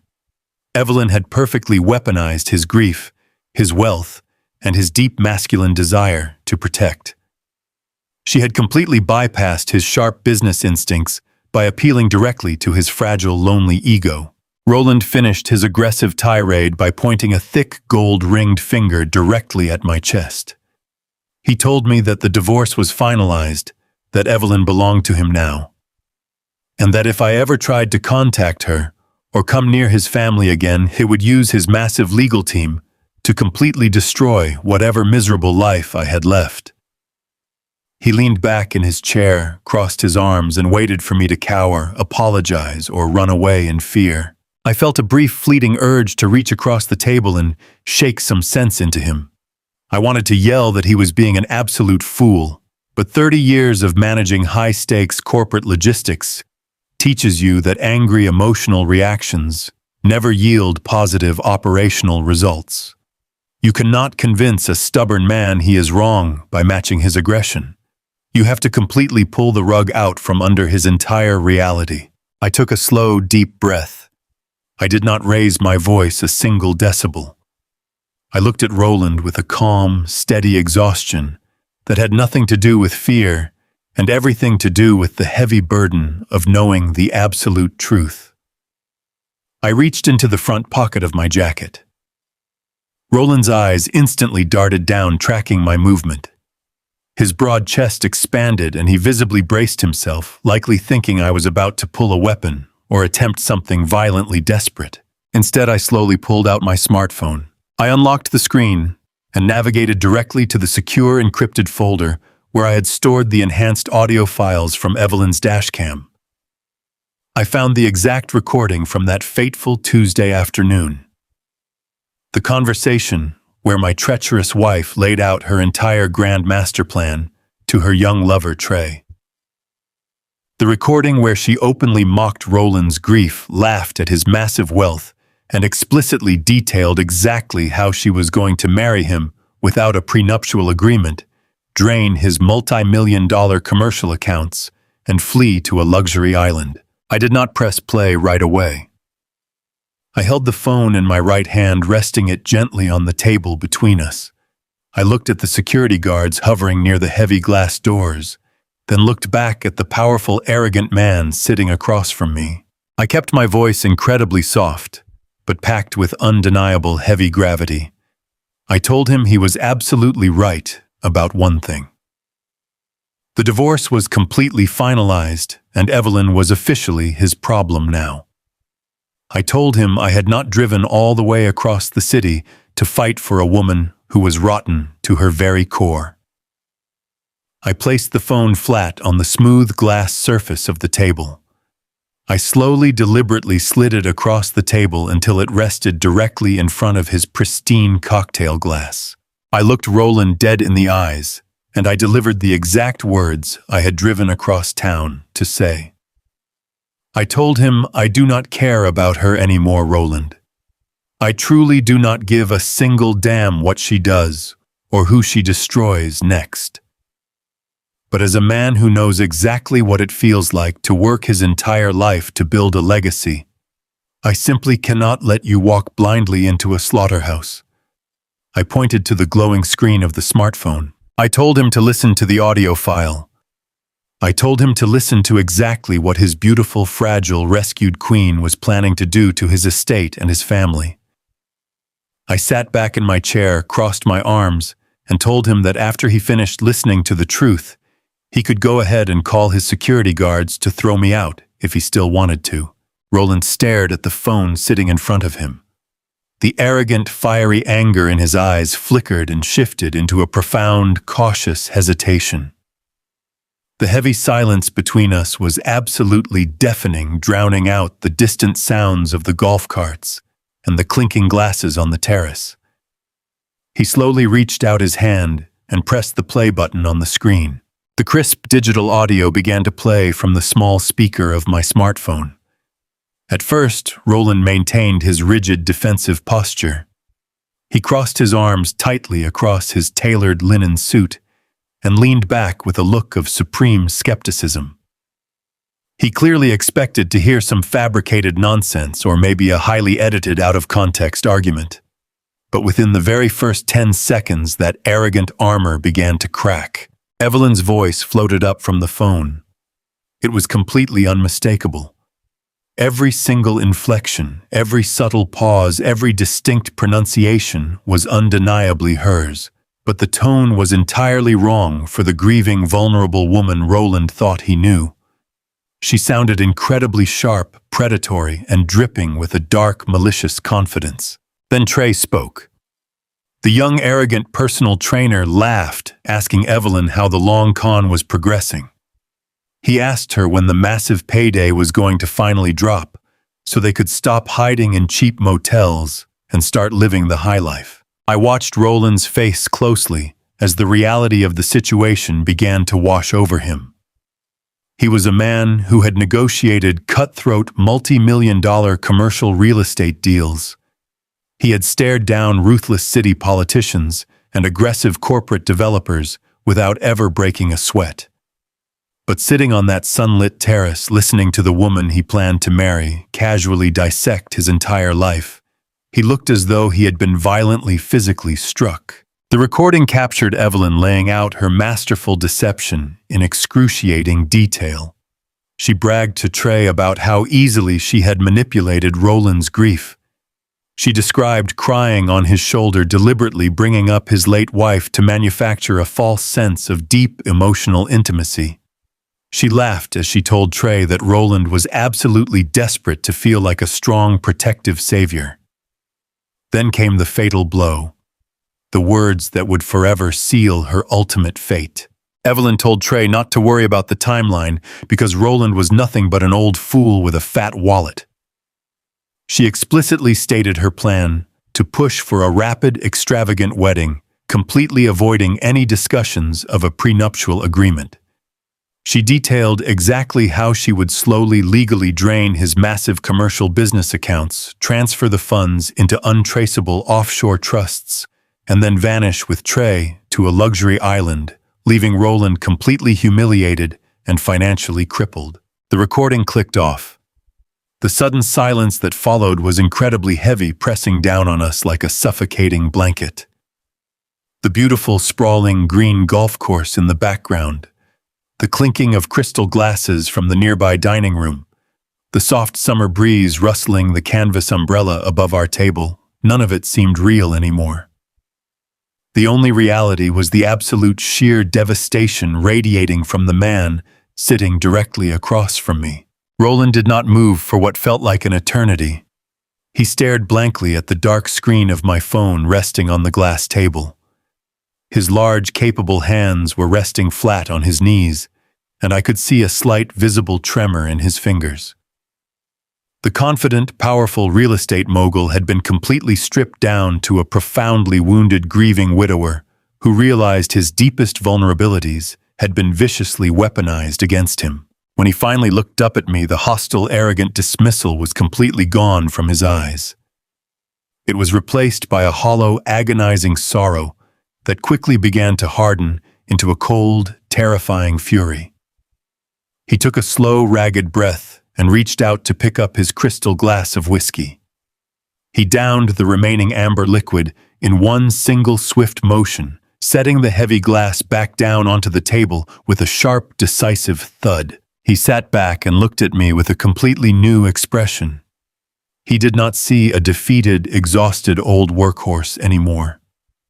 He saw a man who had walked directly into the lion's den, risking his own peace and safety to deliver a warning that nobody else had the courage to give. Roland spoke, and his voice was remarkably quiet, stripped entirely of his previous bombastic ego. He looked me dead in the eyes and offered a sincere, profound apology. He told me he was deeply, genuinely sorry for the intense disrespect he had shown me earlier. He admitted that Evelyn had spun such a masterful, tragic tale about my supposed cruelty that he had been completely blinded by his own arrogant desire to play the hero. I nodded slowly, accepting his apology without a single ounce of gloating. I told him we were just two older black men who had spent our entire lives fighting incredibly hard to build a solid legacy for our families. I explained that men like us, who pour our blood, sweat, and tears into providing, are often the easiest targets for predators who know exactly how to manipulate our sense of duty and protection. I told him I did not come to the country club to gloat or to win some petty suburban competition. I came because I could not sit by and let a treacherous snake consume another decent, hard-working man. Roland leaned forward, resting his elbows on the table, interlacing his fingers. The initial shock had fully passed, and the brilliant, calculating businessman was rapidly coming back to life. He asked me how I had managed to secure the recording and why I had let her walk away with so much in the divorce mediation if I held such absolute damning evidence. I smiled a very tight, grim smile. I decided to trust him with the entire strategic truth. I explained the massive hidden debt securely attached to the beautiful colonial house she had fought so fiercely to keep. I told him about the looming balloon payment that would completely crush her financially within a few short months. Then I told him about my late father's beautiful barbershop legacy and the massive $800,000 trust fund I had to completely shield from the brutal, invasive discovery process of a hostile divorce. Roland listened to my tactical explanation with growing intense respect. A dark, knowing glint sparked in his eyes. He realized the sheer genius of my silent retreat. He recognized that I had actively sacrificed a few pawns to completely trap the queen and secure the most valuable pieces on the board. He nodded slowly, tapping his index finger against his lips, processing the immense scale of the deception we were both dealing with. I reached across the table to pick up my phone, intending to finally leave. I told Roland that my part in this miserable drama was completely finished. I advised him to quietly cancel all his upcoming dates with Evelyn, sever all communication, and silently block her from accessing his private estate or his country club memberships. I suggested he simply let her drown in the massive suburban debt she had just inherited and walk away with his millions perfectly intact. Roland stopped me. He placed his heavy hand firmly over mine, preventing me from picking up the phone. He looked at me with a cold, calculating intensity that sent a slight shiver down my spine. He told me that simply walking away was not an option. In his high-stakes world of commercial real estate and elite social circles, reputation was absolutely everything. If he just quietly dumped her and disappeared, Evelyn would inevitably spin a brand new tragic narrative. She would run back to their wealthy church congregation and their affluent social friends, claiming that Roland had used her fragile heart, and cruelly abandoned her. She would play the victim all over again, painting him as the villain, while she aggressively hunted for her next wealthy target. Roland stated with absolute concrete certainty that he refused to let her control the narrative. He refused to let a manipulative predator drag his good name through the mud or use his profound grief as a punchline for her dirty jokes with a young personal trainer. He wanted her completely, utterly destroyed. He wanted to make such a massive, unforgettable public spectacle of her deceit that she would never be able to show her face in their affluent city again. I sat back in my chair, studying the intense, fiery resolve radiating from Roland's posture. I asked him exactly what he had in mind. He outlined a plan that was so incredibly ruthless and perfectly orchestrated, it made my own tactical divorce retreat look like child's play. Roland proposed that we do not stop the wedding process at all. He wanted to let Evelyn continue living inside her grandiose, luxurious fantasy. He wanted to encourage her to book the most expensive, exclusive wedding venue in the entire state. He wanted her to hire top-tier caterers, premium floral designers, and high-end photographers using the liquid cash and the credit lines she had just stolen from my accounts. Roland explained that he would completely play the part of the devoted, wealthy groom. He would agree to every single lavish request she made, but he would ensure that his personal lawyers carefully structured the vendor contracts so that Evelyn was the sole financially responsible party for all the upfront wedding costs. He would let her invite every single judgmental friend from the suburbs, every gossiping church member who had turned their back on me, and every elite country club associate she desperately wanted to impress. Then, on the actual day of the wedding, when she was standing at the altar in her expensive white dress, completely surrounded by hundreds of prominent guests, he would drop the absolute ultimate hammer. He asked for my permission to use the dashcam audio recording during the ceremony. He wanted to play her treacherous, malicious words over the massive venue speaker system for every single person in attendance to hear. The sheer magnitude of the trap was breathtaking. If Roland executed this plan perfectly, Evelyn would not just lose her wealthy target. She would be completely financially ruined by the massive wedding debt she incurred. She would be socially annihilated in front of her entire affluent community. Her flawless, innocent victim routine would be shattered into a million unfixable pieces, and Trey, her young, greedy lover, would inevitably abandon her the very second the money dried up and the public humiliation began. I looked across the table at Roland. We were two completely different men from two entirely different worlds. I was a retired logistics director who had spent decades managing freight and sweating through long shifts to build a modest suburban life. He was a multi-million-dollar real estate titan who moved massive properties and navigated the highest tiers of society. Yet in that profound, quiet moment on the sunlit terrace, we were absolutely united by a single powerful bond. We were both proud, hard-working black men who flatly refused to be played for fools by a toxic, malicious predator. I reached into my pocket and pulled out the small black flash drive containing the enhanced crystal-clear audio files.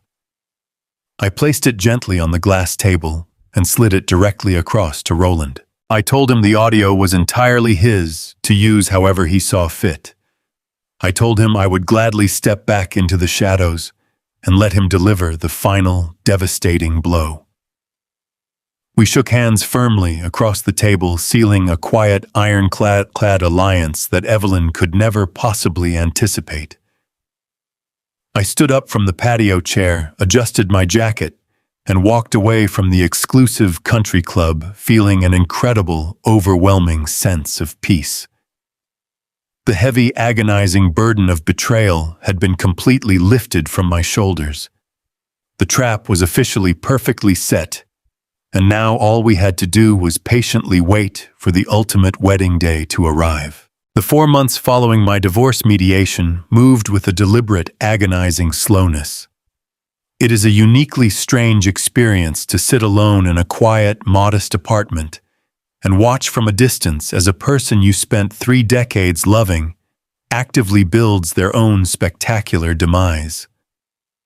While I lived a simple, scaled-down life drinking cheap coffee and making sure the final probate documents on my late father's trust fund were completely securely sealed, Evelyn was across town living in an absolute manic fantasy. Roland kept his promise to me with a level of cold, theatrical brilliance that I will respect for the rest of my natural life. He played the role of the thoroughly captivated wealthy groom without missing a single beat.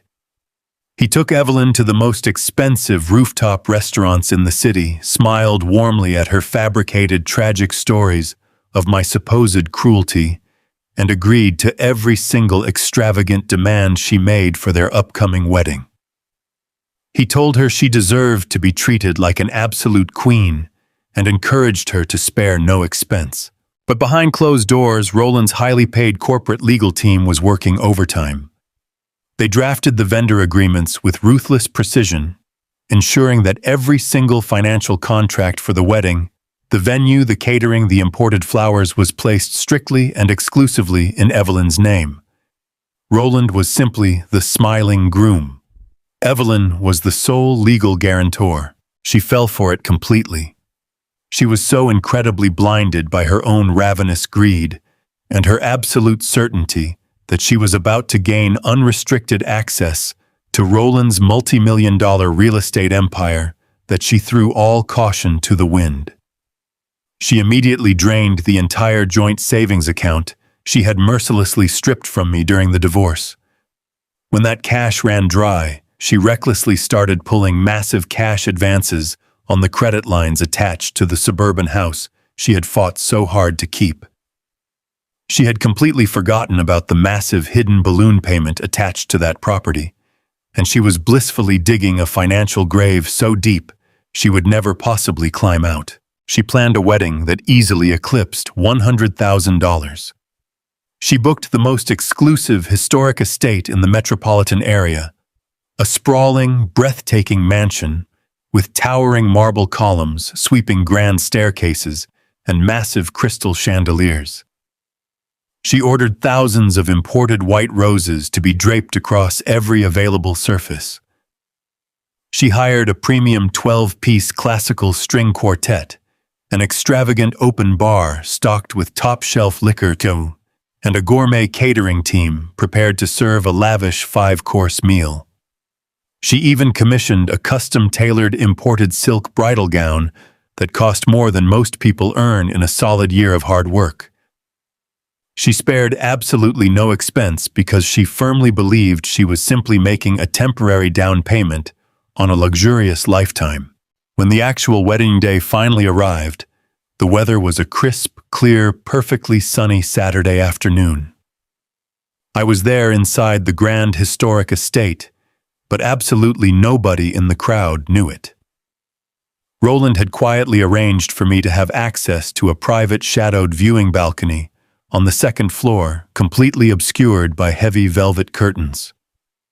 I stood in the cool darkness, gripping the smooth, polished wooden railing, looking down at the magnificent ballroom below.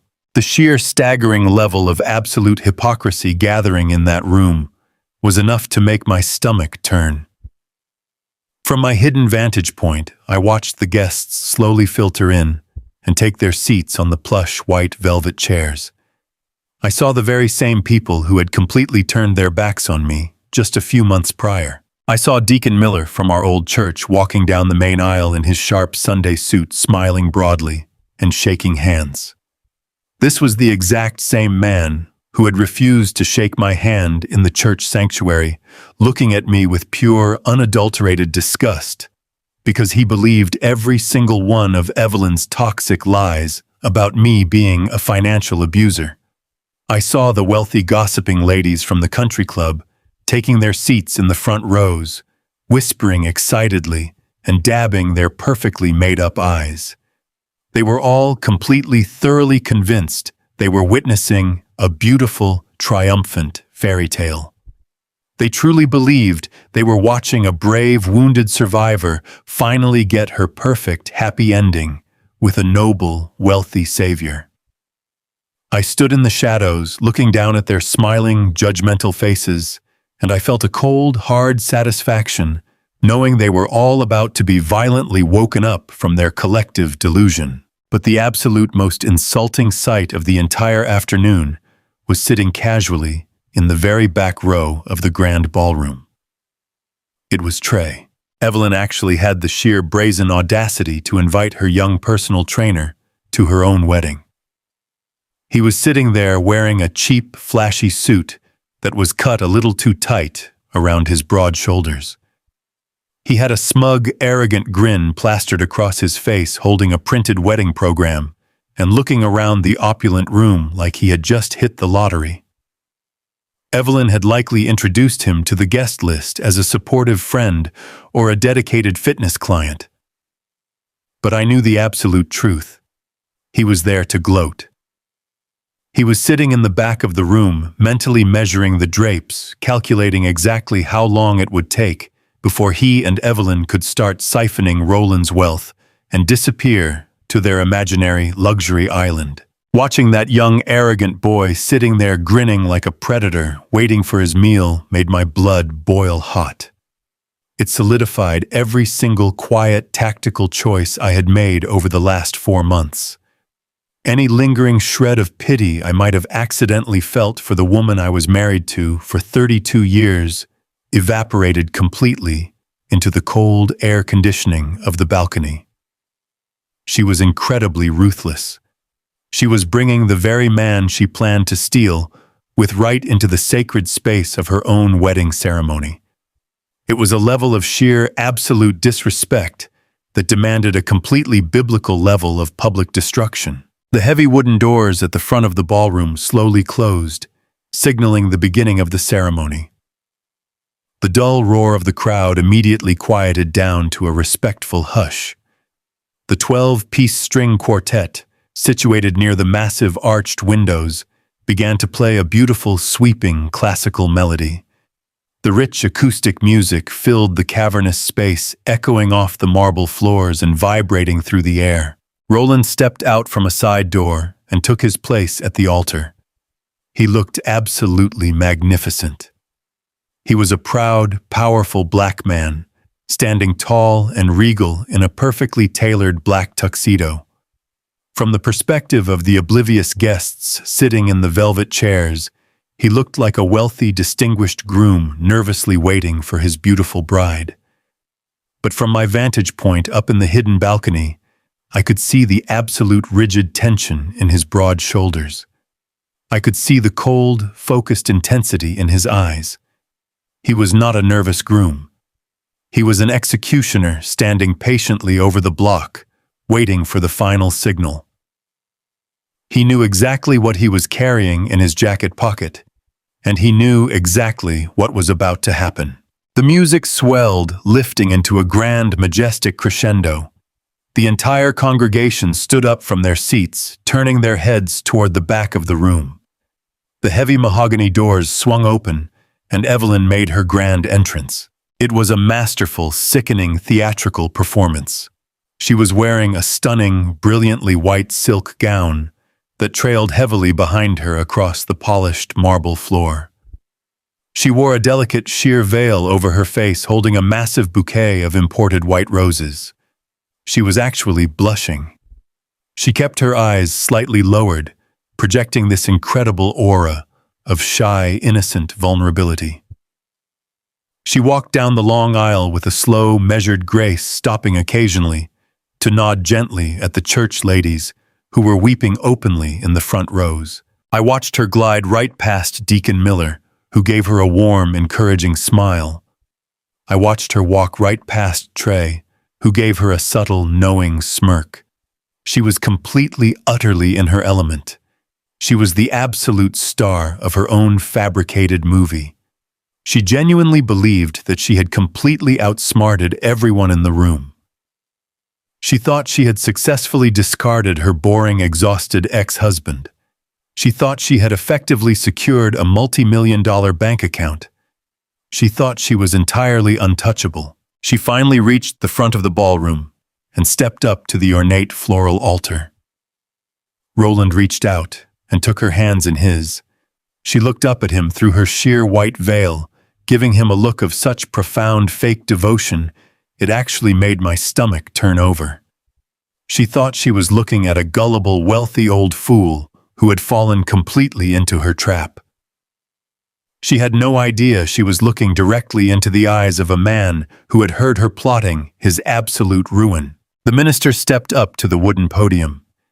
He was a distinguished older gentleman with a deep, booming baritone voice that commanded the entire room. He smiled warmly at the couple and began speaking about the beautiful, sacred nature of marriage. He talked about healing, about second chances, and about the profound, protective love between a man and a woman. Every single word he spoke was incredibly beautiful and entirely steeped in dramatic, tragic irony. The congregation hung on his every word, completely captivated by the romantic atmosphere. The string quartet played a very soft, low hum in the background. The massive crystal chandeliers cast a warm, glowing light over the altar. It was quite literally the absolute perfect wedding.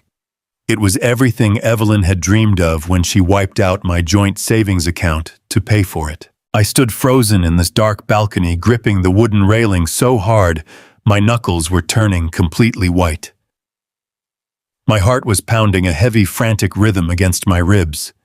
The sheer psychological anticipation was almost too much to bear. I was holding my breath, waiting for the exact moment we had meticulously planned for over 100 days.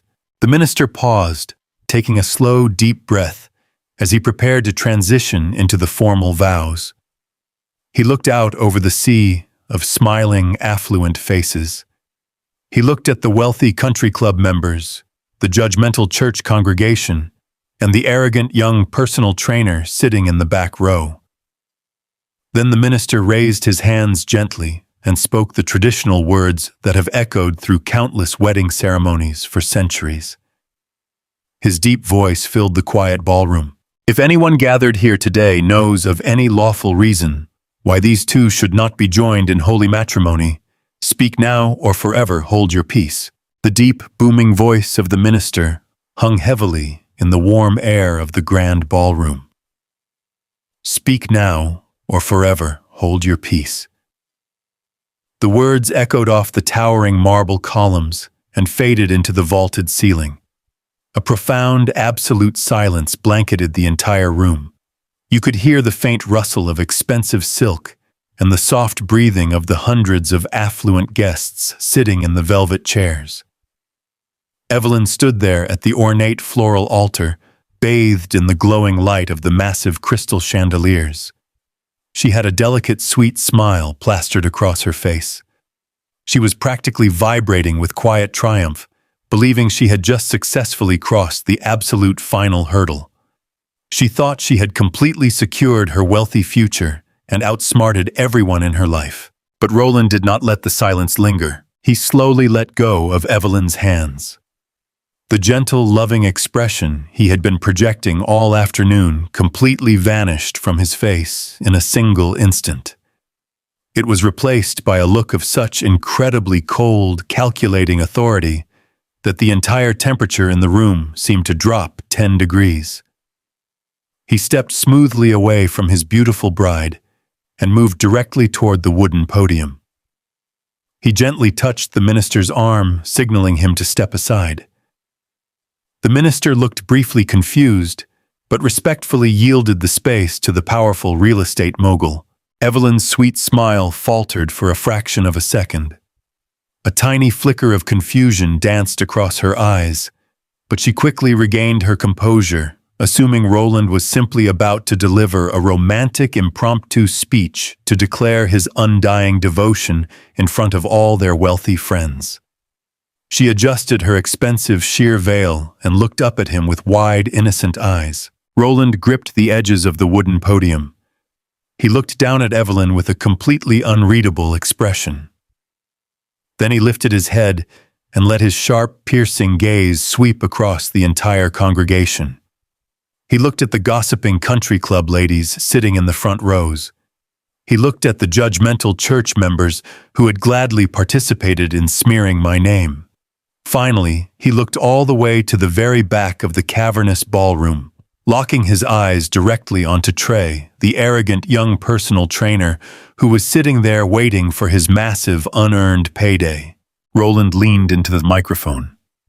His deep, authoritative voice resonated clearly through the state-of-the-art surround sound system that Evelyn had insisted on renting. He told the crowd that before he could formally say his sacred vows, he needed to share something incredibly important. He said his beautiful bride had actually taken the time to prepare a very special, private message about their future together. He announced that he wanted every single person in the room to hear exactly what kind of woman was standing at the altar today. Up in the shadowed darkness of my hidden viewing balcony, my heart began to pound, a heavy, frantic rhythm against my ribs. This was it. This was the exact moment we had meticulously planned for over 4 agonizing months. I watched Roland raise his right hand and give a small, subtle nod to the professional sound technician sitting in the elevated audio booth at the back of the room. The technician pushed a slider on his massive mixing board. For one brief second, there was a tiny crackle of digital static. And then the crisp, undeniably clear audio of Evelyn's voice blasted through the massive concert-quality speakers filling every single corner of the grand estate. Because I had spent countless hours in my dark home office meticulously enhancing those hidden dashcam files, the sound quality was absolutely pristine. There was no background noise. There was no distortion. It sounded exactly as if Evelyn and Trey were standing right there in the middle of the ballroom speaking directly into the microphone. The recording began with Trey letting out his familiar, arrogant chuckle. His deep voice boomed through the speakers, asking Evelyn how much longer they had to play this exhausting, waiting game. He asked her when the big fish was finally going to bite so they could stop hiding in the shadows and start living like absolute royalty. A collective gasp rippled through the hundreds of guests. People shifted uncomfortably in their plush velvet chairs, exchanging wildly confused glances. Then Evelyn's voice answered him. It was not the soft, demure tone she used when ordering expensive wines at the country club. It was not the tragically sweet voice she used when crying fake tears to the church ladies. It was the dark, breathy, malicious voice of a cold-blooded, calculating predator. The speakers broadcasted her wicked laugh to the entire congregation. She told Trey he needed to be patient and trust her flawless process. The audio played the exact moment she proudly declared that Roland was practically eating right out of the palm of her hand. I looked straight down at the altar. Evelyn's face had completely transformed. The delicate, blushing bride was entirely gone.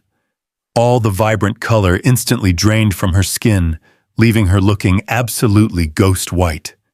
Her jaw dropped open in pure, unadulterated horror. She stared at the massive black speakers hanging from the walls as if they were actively breathing fire. Her hands began to shake so violently that the massive bouquet of imported white roses slipped from her grasp and crashed heavily onto the polished marble floor, scattering perfectly arranged petals everywhere. She desperately lunged toward the wooden podium, reaching out with her trembling manicured hands, trying to grab the microphone to scream for someone to cut the audio. But Roland simply took a firm step to the side, physically blocking her path with his broad shoulders. He stood there like an immovable stone statue, refusing to let her silence the truth. The recording relentlessly continued, completely destroying every single lie she had ever told. The entire room listened in stunned, absolute paralysis as Evelyn explicitly detailed her sinister master plan. She bragged through the speakers about completely cleaning out her exhausted old workhorse of an ex-husband. She laughed as she told Trey how incredibly easy it had been to play the abused, neglected victim to manipulate Roland's grief and bypass his sharp business instincts. The social fallout in the congregation was instantaneous and absolutely magnificent to witness. The wealthy society ladies sitting in the front rows, who had just been dabbing their eyes with silk handkerchiefs, were now clutching their pearls in absolute sheer disgust. Their mouths hung open as they listened to the woman they had pitied openly mocking the very institution of marriage. Deacon Miller, the man who had self-righteously turned his back on me in the church sanctuary, looked like he had just been forcefully punched directly in the stomach. He stared at the altar with a look of profound, horrifying realization. The entire web of toxic lies Evelyn had spun to ruin my good reputation was completely unraveling right in front of their faces, and they were all being forced to listen to exactly how badly they had been played. Then the audio reached the absolute climax. Evelyn's voice boomed through the grand ballroom, calling the wealthy, highly respected real estate developer standing right next to her an old fool with a fat wallet. The speakers broadcasted her explicit promise to push for a rapid, extravagant wedding, completely avoid any prenuptial agreements, legally drain his multi-million-dollar commercial accounts, and then flee to a luxury island with her young lover. The digital media file finally ended with Trey's greedy, excited laughter. The sudden, heavy silence that followed the recording was incredibly deafening. Absolute total chaos immediately erupted across the grand, historic estate. The wealthy guests began shouting and murmuring in loud, outraged voices. Several prominent businessmen stood up from their chairs, pointing angry fingers toward the altar. The refined, elegant atmosphere of the luxury wedding was completely shattered, replaced by a roaring symphony of betrayal and public humiliation. From my hidden vantage point, I immediately looked toward the back row of the ballroom. Trey had realized exactly what was happening the very second he heard his own voice echoing through the speakers. The smug, arrogant grin had completely vanished from his face. He was sweating profusely, pulling frantically at the collar of his cheap, tight suit. He stood up, keeping his head low, and desperately tried to quietly slip out through the heavy wooden double doors at the back of the venue. He thought he could just slink away into the afternoon sunshine and escape the massive explosion he had helped create. He was incredibly wrong. Roland had anticipated every single possible maneuver. Just as Trey reached out to push the brass handles of the exit doors, three massive, heavily built private security contractors stepped directly out of the shadows. These were not regular venue ushers. These were highly trained professionals Roland had personally hired for this exact specific moment. They moved with terrifying speed, physically blocking the exit and forming an impenetrable human wall. One of the large guards placed a heavy hand directly in the center of Trey's chest, forcefully shoving the young personal trainer backward.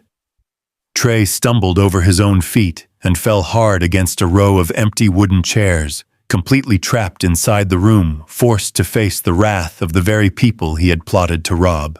Down at the floral altar, Evelyn was completely falling apart. The poised, manipulative chess master was gone, replaced by a hyperventilating, terrified woman who had just watched her entire world burn to the ground.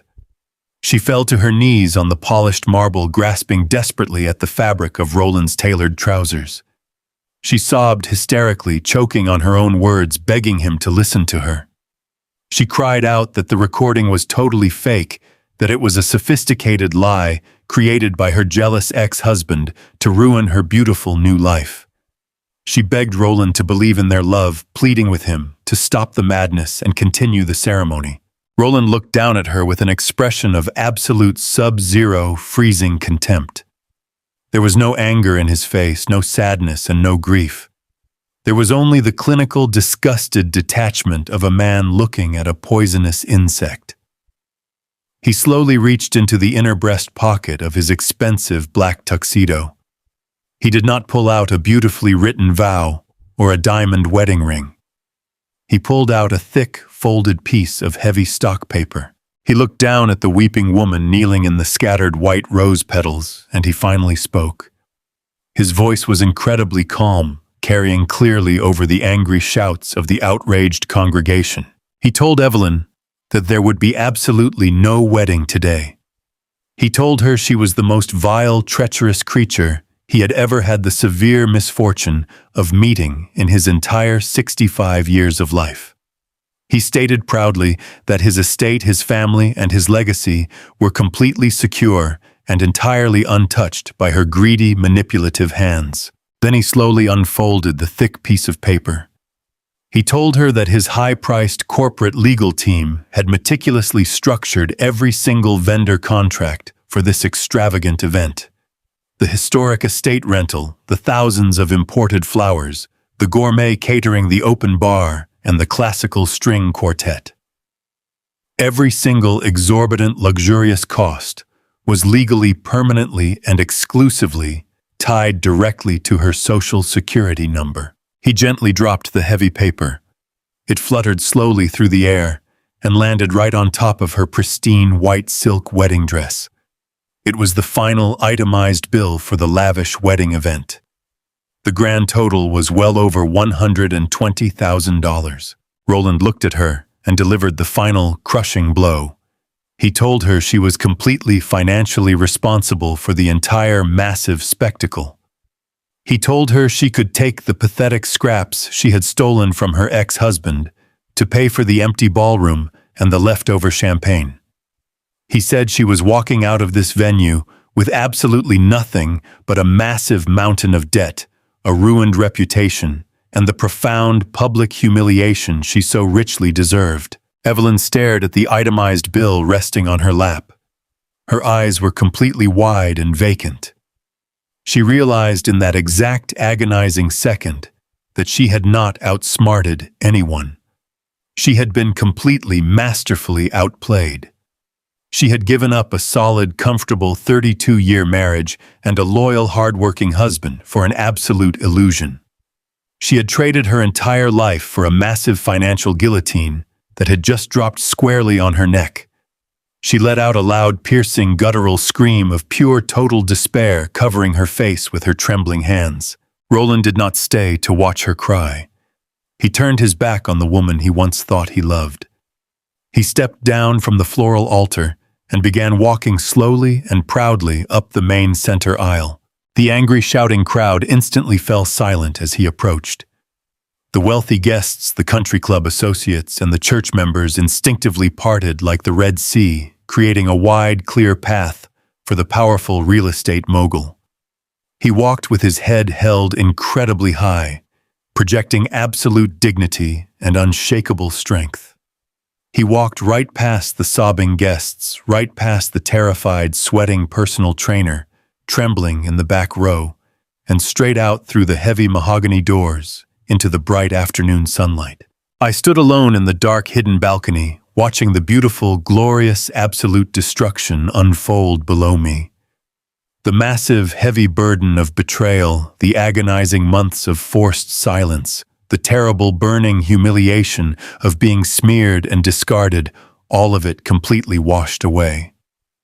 I took a slow, deep breath of the cool, air-conditioned air, feeling a profound, powerful sense of absolute peace settle deep into my bones.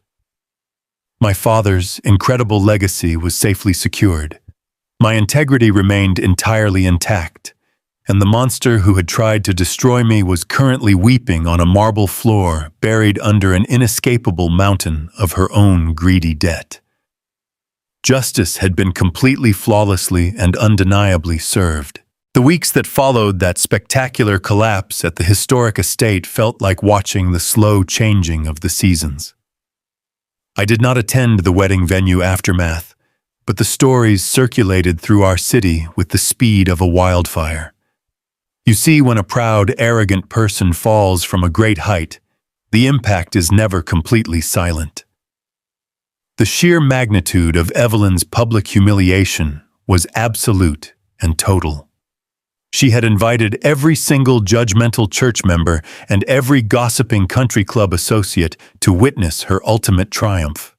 Instead, they all had front-row seats to her absolute destruction. I heard from a few mutual acquaintances who suddenly remembered my phone number that Evelyn was left sitting on the cold marble floor of that grand ballroom for hours. The caterers began packing up the expensive gourmet food. The classical string quartet packed their instruments and walked out. The massive floral arrangements of imported white roses slowly wilted in the warm afternoon air. And there she sat, surrounded by the physical evidence of her massive greed, staring at an itemized bill for over $100,000. Evelyn had completely drained the joint savings accounts she took from me during our divorce mediation. She used every single penny of my hard-earned logistics money to pay the initial non-refundable deposits for that lavish fantasy wedding. She paid the venue retaining fees, she secured the high-end photographers, and she bought her custom-tailored imported silk bridal gown outright. But she had confidently put the remaining massive balances strictly in her own name. Roland had made absolutely sure of that. When Monday morning arrived, the final invoices came due. The exclusive estate management demanded their final payment. The luxury caterers demanded their money. The open bar suppliers required immediate compensation. Because she had absolutely no legitimate personal income, and her stolen cash was completely gone, she had to put everything on her personal credit cards. She maxed out every single piece of plastic in her wallet, just to keep the vendors from immediately dragging her into civil court. She was drowning in high-interest debt before the week was even over, but the wedding debt was only the very beginning of her magnificent downfall. The true masterpiece of my strategic silence was the sprawling 4-bedroom colonial house in the suburbs. That beautiful property with its manicured lawns and grand sweeping staircase was the crown jewel of her divorce settlement. She honestly thought she had completely stripped me of my most valuable asset. She genuinely believed she was walking away with a fully paid-off mansion that proved her high society status to the entire world. What she conveniently forgot during her greedy rush to the altar was the massive second mortgage I had quietly taken out 10 years prior to help pay for our son's expensive college tuition. I never hid that debt from her. She simply never cared enough about our household finances to pay attention. The paperwork was always there, but her arrogant ego completely blinded her to the reality of the situation. Just 2 short months after her public humiliation at the wedding venue, the massive balloon payment on that hidden second mortgage finally came due. The bank sent official certified letters directly to the colonial house demanding a sum of money that Evelyn could never possibly dream of producing. I was told by a former neighbor that Evelyn frantically tried to refinance the property. She dressed up in her expensive designer suits and marched into the local bank branches, expecting to charm the loan officers just like she used to charm the country club members. But charm does not underwrite a massive suburban mortgage. Without my steady corporate logistics salary and my pristine credit history, the banks flatly denied every single application she submitted. She had no proof of income. She had a mountain of freshly minted wedding debt, and her credit score was rapidly plummeting into the abyss.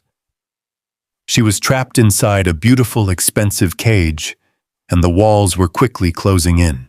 The rapid decline of her suburban fantasy was incredibly poetic.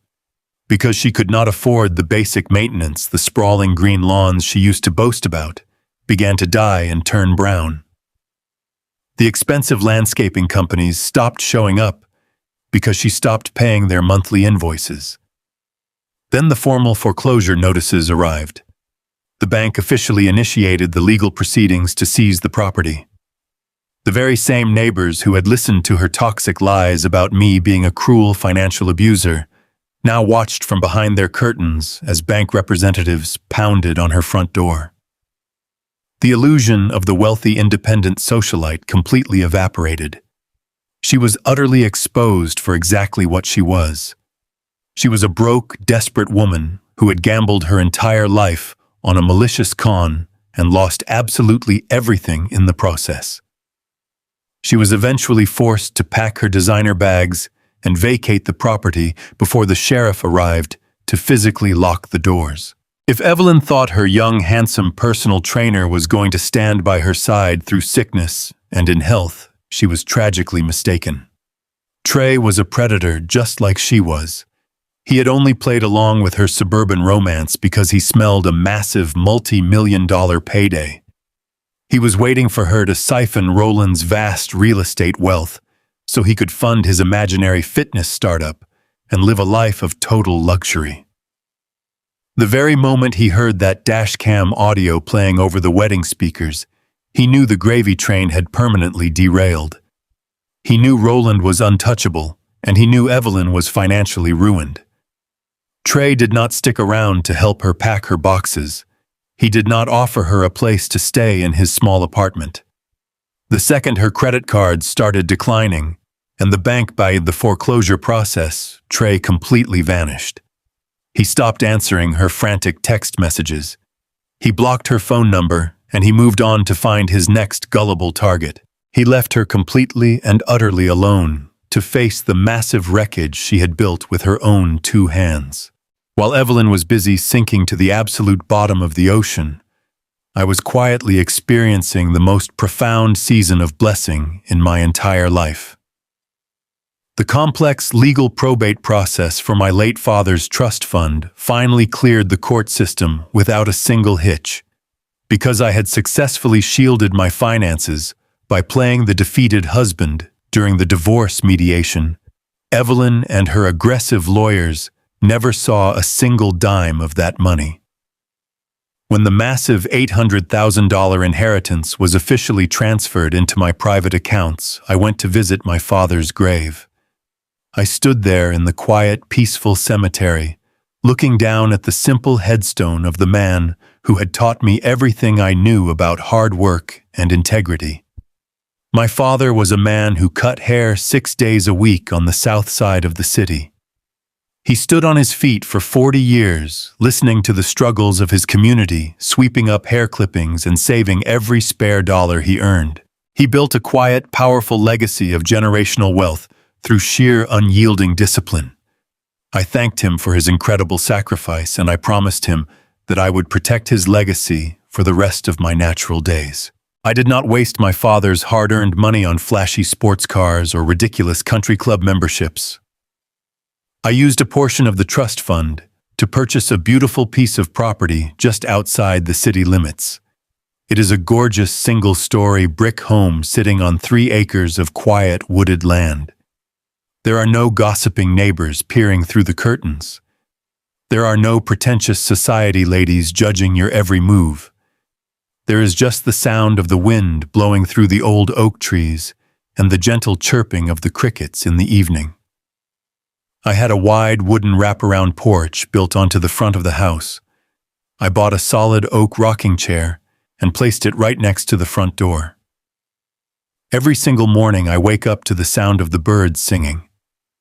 I walk into my spacious, clean kitchen, I brew a fresh pot of dark roast coffee, and I step out onto that beautiful wooden porch. I sit in my rocking chair feeling the warm morning sun on my face, and I breathe in the crisp, fresh air of absolute, total freedom. The heavy, suffocating anxiety that used to grip my chest every single day is completely gone. I no longer have to share my personal sanctuary with an enemy who actively plots my destruction. I no longer have to watch my every word or hide my true feelings to protect myself from a manipulative predator. The psychological warfare is permanently over. It took 32 years of my life and a tremendous amount of emotional pain to reach this place, but sitting on my porch looking out over my own private land, I know that every single tear and every sleepless night was absolutely worth it.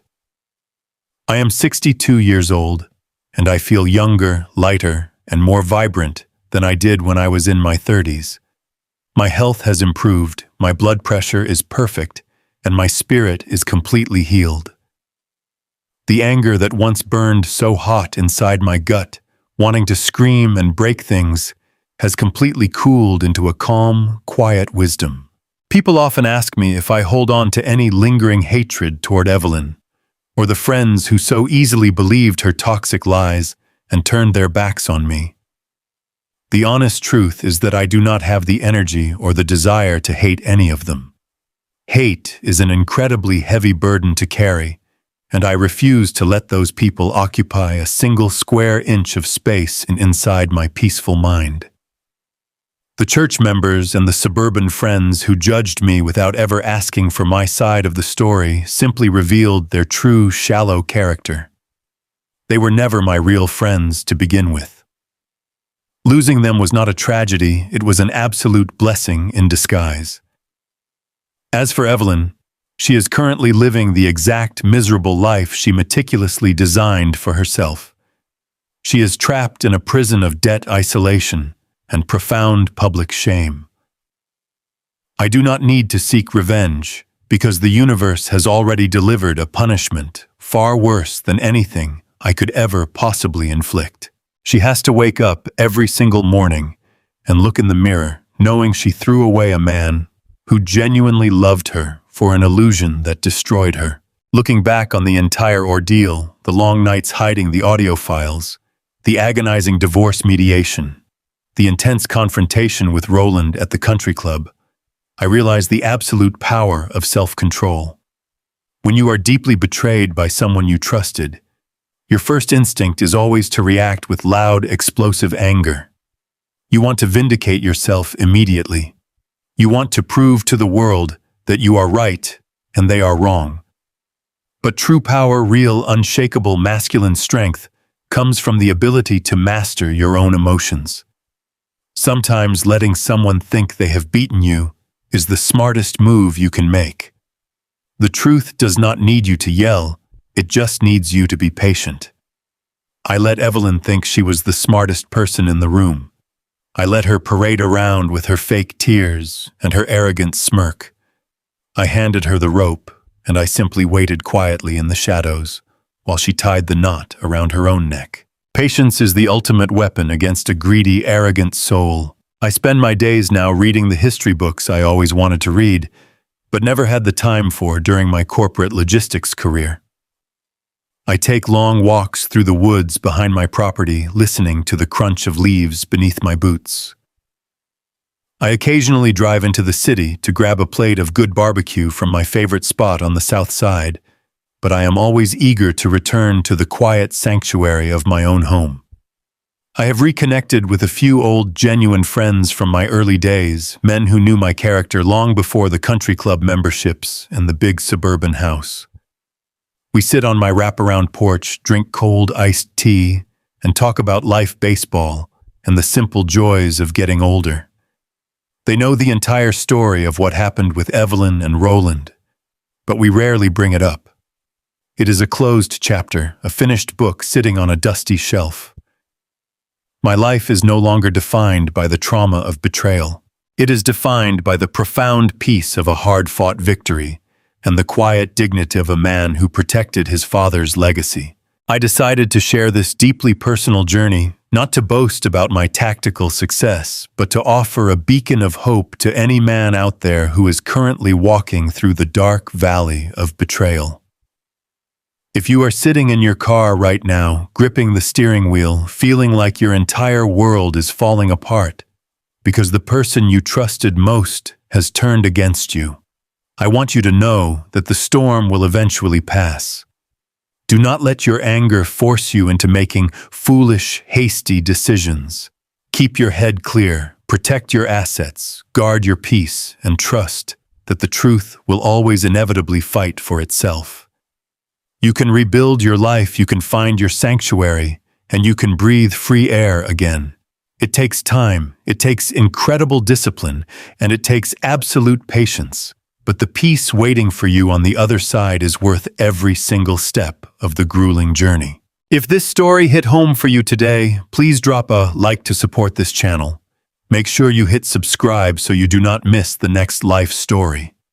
And do me a favor, head down to the comments right now and tell me what city or state you are watching from and what time it is where you are. I read every single one, and it brings me joy to know how far these stories are traveling. Stay blessed and keep your eyes open.